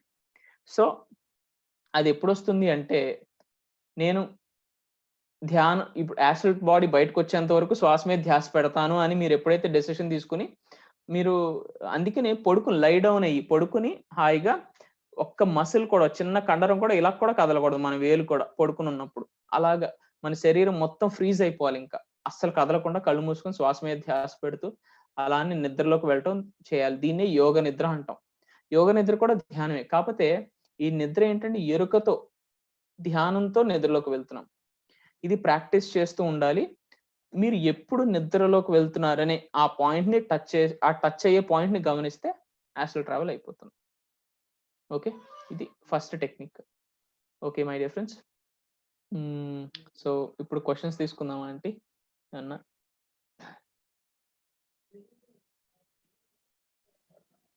అలాగే హలో. బాగుంది. 1000 seats లో లక్ష్మీదేవి ద్రౌపదిగా అటేమో భార్యగా, ఇటు ప్రియురాలుగా, అటు సిస్టర్గా, తర్వాత చెల్లిగా. మూడు రకాలుగా ఆవిడకి తెలుసంట కృష్ణుడు వచ్చి ఇస్తాడు అని చెప్పేసి, అందుకే ఆవిడ ప్రే కూడా చేయలేదంట అసలు. నేను ఎప్పుడు ప్రే కూడా చేయలేదు అంటే, ఆ సభలో నా చీర లాగుతున్నప్పుడు నన్ను అసలు ప్రే కూడా చేయలేదు నేను కృష్ణుడికి, ఎందుకంటే ఇస్తాడని నాకు ముందే తెలుసు. అందుకే ఆవిడ కర్ణుడు వైపు కూడా చూడలేదంట అసలు. ఎప్పుడు వచ్చి ఆపుతాడా అని వెయిట్ చేస్తూ ఉంది, నేను వెయిట్ చేస్తూ ఉన్నా అని చెప్పింది. అసలు ఎంత బ్యూటిఫుల్ స్టోరీ అసలు. ఉషారాణి గారు మాట్లాడుతున్నాను. నమస్తే అండి. హలో అండి. హాయ్ అండి, సంతోష్ గారు. సో నైస్ అండి, చాలా బాగుందండి. 1000 seats of joy, Draupadi story చాలా బాగుంది. మీరు లాస్ట్ లో ఒకటి చెప్పారు కదా, ఇప్పుడు యాస్ట్రల్ ట్రావెల్ గురించి, ఇట్లా చేతులు కాళ్ళు చాపుకొని మనం ఇట్లా నిద్రకి, యోగ నిద్రకి టైంలో మనం వెళ్తాం యాస్ట్రల్ ట్రావెల్ అని. అప్పుడు మనం ఏమన్నా మాది థాట్ పెట్టుకోవాలా అండి? థాట్ అంటే ఏం అవసరం లేదు. బేసిక్ గా ఫుల్ బాడీ అంతటిని రిలాక్స్ చేసేయాలి. మీరు ఎంత రిలాక్స్ చేస్తే యాస్ట్రల్ బాడీ అంత ఫాస్ట్ గా వస్తుంది. సో ప్రతి సెల్, ప్రతి కణంతో సహా నా బాడీ అంతా రిలాక్స్ అయిపోయింది అని మీరు అనుకొని పూర్తిగా డౌన్ చేసేసేయాలి. కంప్లీట్ గా వదిలేసేసి మీ బ్రెత్ మీద అట్లానే ఆ శ్వాస మీద ధ్యాస పెడుతూ, చాలా ఈజియెస్ట్ థింగ్ ఏంటంటే మీకు ఏం పని ఉండదు. ఇంకా నిద్రపోయే టైం కదా, నిద్రపోయే టైం కాబట్టి మీకు ఏం పని ఉండదు. సో ఏం చేయొచ్చు అంటే, నిద్ర ఎప్పుడు వస్తుంది అని వెయిట్ చేయాలి. ఎలాగంటే ఒక పొదల మాటున ఉంటూ చిరుతపులు ఎలా చూస్తూ ఉంటుంది, అట్లానే ఒక చాలా తీక్షణంగా చూస్తుంటుంది. అట్లానే చాలా ఎరుకతో శ్వాస మీద ధ్యాస ఉంచుతూ మీ ఎరుకను కోల్పోకుండా రిలాక్సేషన్, ఎరుక 2 సమపాళ్లతో బ్యాలెన్స్ చేయాలి. అలా బ్యాలెన్స్ చేసినప్పుడు ఏమవుతుందంటే, ఒకానొక పాయింట్ లో మీ ఎరుక ఉంటుంది, మీ రిలాక్సేషన్ ఉంటుంది. అప్పుడు బాడీ ఏం చేస్తుందంటే కొన్ని టెస్టులు పెడుతుందండి. మీరు మంచి క్వశ్చన్ అడిగారు కాబట్టి చెప్తున్న డీటెయిల్స్ కూడా. బాడీ కొన్ని టెస్టులు పెడుతుంది బాగా రిలాక్సేషన్ గా ఉన్నప్పుడు. బాడీకి ఒక లక్షణం ఏంటంటే, నిద్రపోయినప్పుడు ఒక లాకింగ్ మెకానిజం ఉంటుంది దానికి. లాకింగ్ మెకానిజం ఏంటంటే, మీ బాడీని కదలకుండా కొన్ని కెమికల్స్ ని ఇండ్యూస్ చేస్తుంది. నిజంగానే ఇండ్యూస్ చేసేటప్పటికి మీ బాడీ కదలకుండా అయిపోతుంది. సో నిద్ర కళలు వచ్చినప్పుడు మనం ఎందుకు యాక్ట్ చేయం బయటికి? ఇప్పుడు కళలో ఎవరు మనల్ని పరిగెట్టిస్తున్నారు, వెనకాల ఎంట పడుతున్నారు. మనం లెగిసి ఎందుకు పరిగెట్టేయట్లేదంటే, మన మైండ్ కి ఒక బ్రెయిన్ కి ఒక కెపాసిటీ ఉంది. కొన్ని కెమికల్స్ ని మన బాడీలోకి పంపిస్తుంది నిద్రపోయినప్పుడు. అప్పుడు ఏంటంటే మన బాడీని లాక్ చేసేస్తుంది అనమాట. మన బాడీ కదలకుండా అట్లానే ఉంటుంది. దాన్ని స్లీప్ పారాలిసిస్ అంటాం మనం. ఫెనామినన్, ఆ ప్రక్రియనే స్లీప్ పారాలిసిస్ అంటాం. కొంతమందికి నిద్రలో ఒక్కోసారి కల్లో ఏంటంటే, ఏదో మనం పీక మీద వచ్చినట్టు, మన ఛాతీ మీద వచ్చి కూర్చున్నట్టు, బలవంతంగా కుంపట్లాగా ఎవరో నన్ను పట్టేసుకుంటున్నారు, ఇలా గట్టిగా పట్టి నొక్కేస్తున్నారు బెడ్ కేసి అన్నట్టు అనిపిస్తుంటుంది. దాన్ని స్లీప్ పారాలిసిస్ స్టేట్ అంటామండి. ఆ టైం ఎప్పుడు వస్తుంది అంటే, మీ ఎరుక ఉండి మీ రిలాక్సేషన్ ఉండి ఏం చేయాలంటే, బాడీ అప్పుడు టెస్ట్ పెడుతుంది. ఇక్కడ చిన్న ఇక్కడ దురద లేకపోతే ఇట్లా అనుకోవాలనిపిస్తుంటుంది. అప్పుడు మీ హ్యాండ్ రైజ్ చేసి ఇట్లా అనుకున్నారంటే బాడీకి తెలిసిపోతుంది, ఓహో వీడు నిద్రపోవట్లేదు అని చెప్పేసి. అప్పుడు రిలీజ్ చేయదు మళ్ళీ స్లీప్ లో, అంటే ఆ డీప్ డెప్త్ లోకి తీసుకెళ్దాం. టెస్ట్ అట్లా మన మైండ్ కి అదొక టెస్టింగ్ ఉంటుంది. ఇలా చిన్నగా ఏమన్నా కదలాలనిపించడం కానీ, ఇట్లా అనిపించుకోవాలని, కాళ్ళు ఇలా రుద్దుకోవాలని కానీ అనిపిస్తూ ఉంటుంది. సో వీటన్నిటిని మనం ఎంత అనిపించినా సరే అలాగ కదలకుండా ఉండాలి. ఇక్కడ దురదొచ్చినా సరే మనం ఇట్లా అనుకోకూడదు, ఇట్లానే ఉండాలి. చిన్నగానే ఉంటుంది, పెద్దగా ఉండదు, చిన్నవి వస్తాయి టెస్ట్లు. అప్పుడు మనం అన్నిటికీ రిఫ్రైన్ చేసేసి అలా ఉండిపోతే మన మైండ్ కి ఇంకా ఓకే సంతోష్ పడుకున్నాడులే, ఇక పంపించేద్దాం నిద్రలోకి అనుకుంటుంది. కానీ మనకి ఎరుకుంటుంది లోపల. అలా అని కొద్దిగా ఎరుకుంచుకుంటాం. ఎరుకున్నప్పుడు ఆ స్లీప్ పారాలిసిస్ ని ఇండ్యూస్ చేస్తుంది కెమికల్స్ ని. అప్పుడు మన బాడీ లాక్ అయిపోయి యాస్ట్రల్ బాడీలో రిలీజ్ అయిపోతుంది. అదండి. అయితే ముందుగా మనం ఏం థాట్ ఏం పెట్టుకోని అవసరం లేదు. ఏం అవసరం లేదు. బట్ మెయిన్ ఏంటంటే, మీ లక్ష్యం ఫుల్ రిలాక్స్డ్ గా ఉండాలి, కదలకూడదు ఏం అసలు కూడా. శ్వాస మీద ధ్యాస ఉంచుకున్న కొద్దిసేపటికి శ్వాస మీద ధ్యాస కాకపోయినా సరే, మీ ఏదైనా అలా కొద్దిసేపు చేసిన తర్వాత మీ ఎరుక దేంతో ఉంటుందో దాంతో ఉండండి. ఎరుక ఉండాలి. అట్లాగా ఎక్కడ నిద్రలోకి వెళ్తున్నారు అనే సెకండ్ ఆ పాయింట్ ని మీరు గుర్తించాలి. ఆ పాయింట్ ఎప్పుడు వస్తుందంటే స్లీప్ పారాలిసిస్ స్టేట్. ఆ మైండ్ వీడిని స్లీప్ లో పంపించాలి సంతోషిని అనుకుని రెడీ అవుద్ది, కొన్ని కెమికల్స్ ఇండ్యూస్ చేస్తుంది. అప్పుడు ఆ పాయింట్ ని మీరు పట్టుకోవాలి. అప్పుడు మనం యాస్ట్రల్ ట్రావెల్ వెళ్ళేటప్పుడు కూడా మనకి ఏది అవసరమో దానికి ఆ యాస్ట్రల్ ట్రావెల్ చేయొచ్చేమో కదండి మన సోల్. మీరు యాస్ట్రల్ ట్రావెల్ ఒక్కసారి యాస్ట్రల్ బాడీ బయటకు వచ్చేసిన తర్వాత థాట్ బాడీ అంటాం. యాస్ట్రల్ బాడీని థాట్ బాడీ అని ఎందుకంటామంటే థాట్స్ తో ఒక థాట్ రిలీజ్ చేస్తే అసలు విత్ ఇన్ సెకండ్స్ మీరు అక్కడికి వెళ్ళిపోతారు. విత్ ఇన్ సెకండ్స్ మీరు బాడీ లోపలికి వచ్చేయచ్చు. ఇంకా నేను చాలు నేను బాడీ లోపలికి వెళ్ళిపోతా అని విత్ ఇన్ సెకండ్స్ వెళ్ళిపోతారు, బయటికి వెళ్ళి రావచ్చు. అట్లా. థ్యాంక్ యూ సో మచ్ అండి. Thank you. మీ పొద్దుట మీ విషయం చెప్పారు దేవి గారు. మేము రోజు మార్నింగ్ 2 hours మెడిటేషన్ చేస్తున్నామండి ఎన్జే సేవాదల్ టీము. సో మీతో మాట్లాడాను, మీరు గైడెడ్ మెడిటేషన్ చేస్తున్నారు అని చెప్పారు. మరి మనం కూడా వాడుకోవాలి అయితే సంతోష్ గారు వచ్చిన తర్వాత అంటున్నారు. మీరు నాకు కూడా చేయించాలండి. డెఫినెట్ దేవి గారు అయితే నేను మీట్ అయినట్టే ఉన్నాను ఒకసారి. ఇప్పుడు చికాగోలో, న్యూయార్క్ లోనే పత్రి సార్ వచ్చినప్పుడు పిరమిడ్ గోల్డెన్ పిరమిడ్ కి వెళ్ళటం గానీ అటు ఏదో చేసాం. అప్పుడు పిరమిడ్ జరిగినాయి ఒకసారి ఇంటర్నేషనల్ పిరమిడ్. ఏదండి ఈస్ట్ గోదావరిలో ఉంటారు వాళ్ళ మదర్, వాళ్ళ దేవి వాళ్ళ మదర్ వాళ్ళు. అవును. మీరు ఎప్పుడు వస్తున్నారండి బ్యాక్ టు యుఎస్? బైడెన్ ఏమన్నా మళ్ళీ రివర్స్ చేస్తే 31st మార్చ్ 31st కాకుండా ఆయన 20th రాగానే ఈఓ ఏమైనా ఎగ్జిక్యూటివ్ ఆర్డర్ సైన్ చేస్తే అప్పుడు మళ్ళీ పేపర్ వర్క్ అది స్టార్ట్ చేస్తాను. అంతే. నా చేతిలో బ్రేక్ తీసుకున్నారు. ఎంజాయ్ అండి. ఇలాంటి ఛాన్స్ మళ్ళీ రాదు. Golden opportunity. నేను వచ్చానండి ఇండియాకి, ఫిబ్రవరిలో వచ్చాను. మార్చ్ లో నేను బ్యాక్ వచ్చాను ఇండియా నుంచి. సో జస్ట్ నేను వచ్చిన మర్నాడు నుంచి ఇక్కడ లాక్డౌన్, ఫ్లైట్స్ క్యాన్సిల్, నేను మిస్ అయిపోయాను. ఓకే పర్లేదండి, ఏం లేదు. థ్యాంక్ యూ అండి, నైస్ మీటింగ్ యూ. థాంక్స్ అండి. Thank you. వేరే వాళ్ళ క్వశ్చన్స్ అడుగుతారేమో. ఓకే. అది నాకు కూడా ఎక్స్పీరియన్సెస్ ఉన్నాయి hostel travel. Okay aunty. Okay, మీరు ఒక మంచి ఎక్స్పీరియన్స్ షేర్ చేయాలంటే మీరు ఎవరికి వచ్చినా సరే మీరు చెప్పే ఎక్స్పీరియన్స్ చాలా మందికి యాక్చువల్ గా హై ఎనర్జీస్ ఉన్నప్పుడు ఎక్స్పీరియన్సెస్ షేర్ చేసినప్పుడు ఇట్లాంటి టైంలో ఏమవుతుందంటే మీరు వేరే వాళ్ళ యాస్ట్రల్ ట్రావెల్ ని కూడా మీరు యాక్చువల్గా దాన్ని హెల్ప్ చేస్తారు బాగా. జస్ట్ వింటమే కాకుండా, ఎందుకంటే పవర్ఫుల్ ఎక్స్పీరియన్సెస్ కదా. 80 days నేనే క్లాసులు చెప్పాను, అందుకని అన్ని మన వాళ్ళకి చెప్పేశారా? ఓకే, నేనే మిస్ అయ్యాను అయితే. కొత్త వాళ్ళు యాడ్ అయ్యారు. ఇంకోసారి అన్ని చెప్పుకోవాలి, ఒక రోజు 1-2 రోజులు క్లాస్ తీసుకుని. అవునండి, అవును. ఇంకెవరైనా మాట్లాడండి అమ్మా. ఎవరన్నా ఏమైనా సందేహాలు ఉన్నా అడగచ్చు, లేదా సరదాగా నాకు అసలు ఏమనిపించింది class. Aditya Bombay, 18 years boy. ఇతను చాలా ఇంట్రెస్ట్. నిన్న మాట్లాడాం కదా. మాట్లాడినా. హలో అండి. హాయ్. మన యొక్క యాస్ట్రల్ ట్రావెల్ ఎక్స్పీరియన్స్ ఇంకా డ్రీమ్స్ రెండు ఒకటేనా అండి? డ్రీమ్స్ అండ్ యాస్ట్రల్ ట్రావెల్స్ ఏమవుతుందంటే కొద్దిగా డిఫరెన్స్ ఉంది, కానీ mostly dreams are astral travels అని అంటాం. ఎందుకంటే డ్రీమ్స్ అనేది ఒక clutter clearing process. Clutter clearing process అంటే ఎందుకు అవుతాయంటే చాలా సార్లు మనం అనుకున్నది చేయలేని విషయాలు ఉంటాయి మన ఫిజికల్ లైఫ్ లో, మెటీరియలిస్టిక్ వరల్డ్ లో. అనుకున్నవి చేయలేని విషయాలు ఏం చేస్తాయంటే డ్రీమ్ లోకి వెళ్ళిపోయి ఒక లోవర్ వరల్డ్స్ లోకి వెళ్ళి మనం కాన్స్ట్రక్ట్స్ నిర్మించేసుకుని అవి తీర్చేసుకుంటూ ఉంటాం అనమాట. ఫర్ ఎగ్జాంపుల్, మనం ఒక ప్లేస్ కానీ ఎవరైనా కలవాలని ఎప్పటి నుంచో వెయిట్ చేస్తున్నాము, కానీ మనకు కుదరట్లా.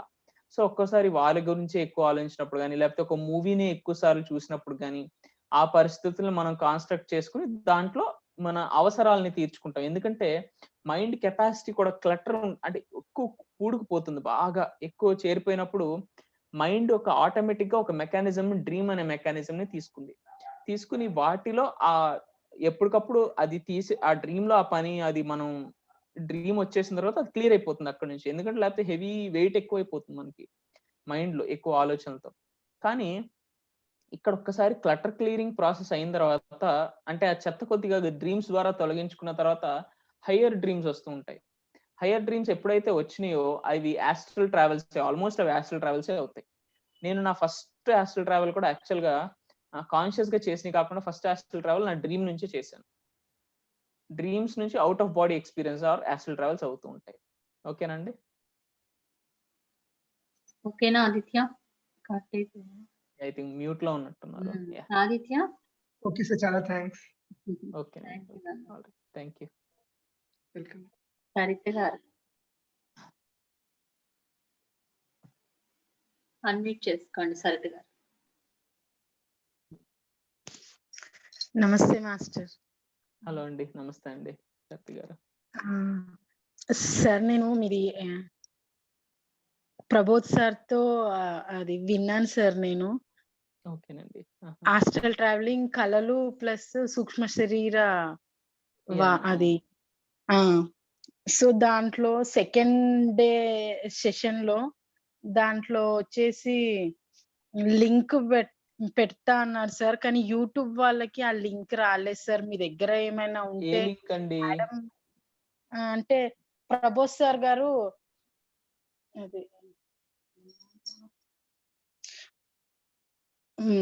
కొంచెం సేపు మెడిటేషన్ చేయించారు చూడండి సార్, మీరు కూడా చేయించారు సూక్ష్మ శరీర వాహనం కోసం అని చెప్పేసి. లింక్ ప్రబోధ్ సార్ గారు ఒక 5 minutes ఒకటి, 3 minutes ఒకటి, 5 minutes షేర్ చేశారు ఆ గ్రూప్ లో. సో ఆ లింక్ రాలేదన్నమాట. మీ దగ్గర షార్ట్ మెడిటేషన్స్ ఆ లింక్స్ అండి, ఒకసారి నేను చూస్తాను. మీరు అడిగారు కాబట్టి నా దగ్గర కాకుండా ప్రబోధ్ గారు మెయింటైన్ చేస్తుండే ఆ లింక్స్ అన్ని. ఒకసారి నేను కనుక్కుని ఆంటీకి ఒకసారి ఫార్వర్డ్ చేస్తే మీకు చేసేస్తారు.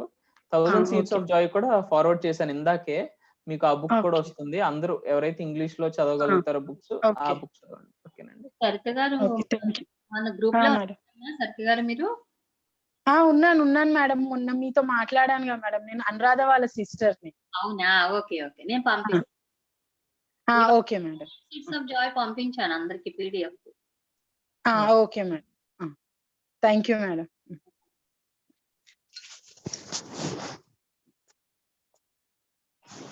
ఓకే ఫ్రెండ్స్, ఇంకెవరైనా మాట్లాడదలుచుకున్న వాళ్ళు ఉన్నారా? ఉంటే హ్యాండ్ రైజ్ చేయండి.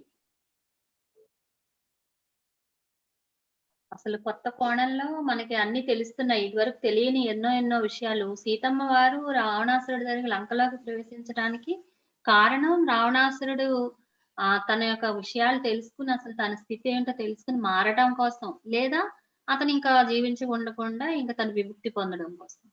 అలాగే ద్రౌపది కూడా మహాభారత యుద్ధానికి ఆవిడ కారణపుత్రాలైందని మనం ఎప్పుడు వినలా. అసలు ఆవిడ మామూలుగా ఏదో ఒక స్త్రీగా ఉంది, 5గురు భర్తలకు భార్యగా ఉంది, ద్రౌపది వస్త్రాపహరణం జరిగింది, ఆవిడకి చాలా అవమానం అయింది, ఇంతవరకే తెలుసు తప్ప అవన్నిటికీ ఆవిడ మూలభూతమైంది, మూల కారణమైంది ఆవిడ. ఆ యుద్ధం కోసం ఇవన్నీ జరిగాయి. వాటికి ఆవిడ త్యాగం చేసింది అనమాట, ఆవిడ జీవితాన్ని ఆ రకంగా. ఒక రకంగా సీతమ్మ ఎలాగైతే త్యాగం చేసిందో, అలా ద్రౌపది కూడా ఒక రకంగా కష్టాలు తెచ్చుకుని త్యాగం చేసినట్టే. ఎంతో మంది స్త్రీమూర్తులు మరి మనందరి కోసం వాళ్ళు ఈ భూమి మీద మంచి స్థితిని నెలకొల్పడం కోసం ఎంతో మంది, అంటే ఆ అమ్మవారే ఇక్కడ అమ్మాయిగా పుట్టి అలాగ అన్ని బాధలు పడింది అనమాట. చూసారా ఫ్రెండ్స్, మరి ఎన్ని విషయాలు తెలుసుకుంటున్నాము మనం. మరి ఇంకా ఎవరైనా మాట్లాడతారా?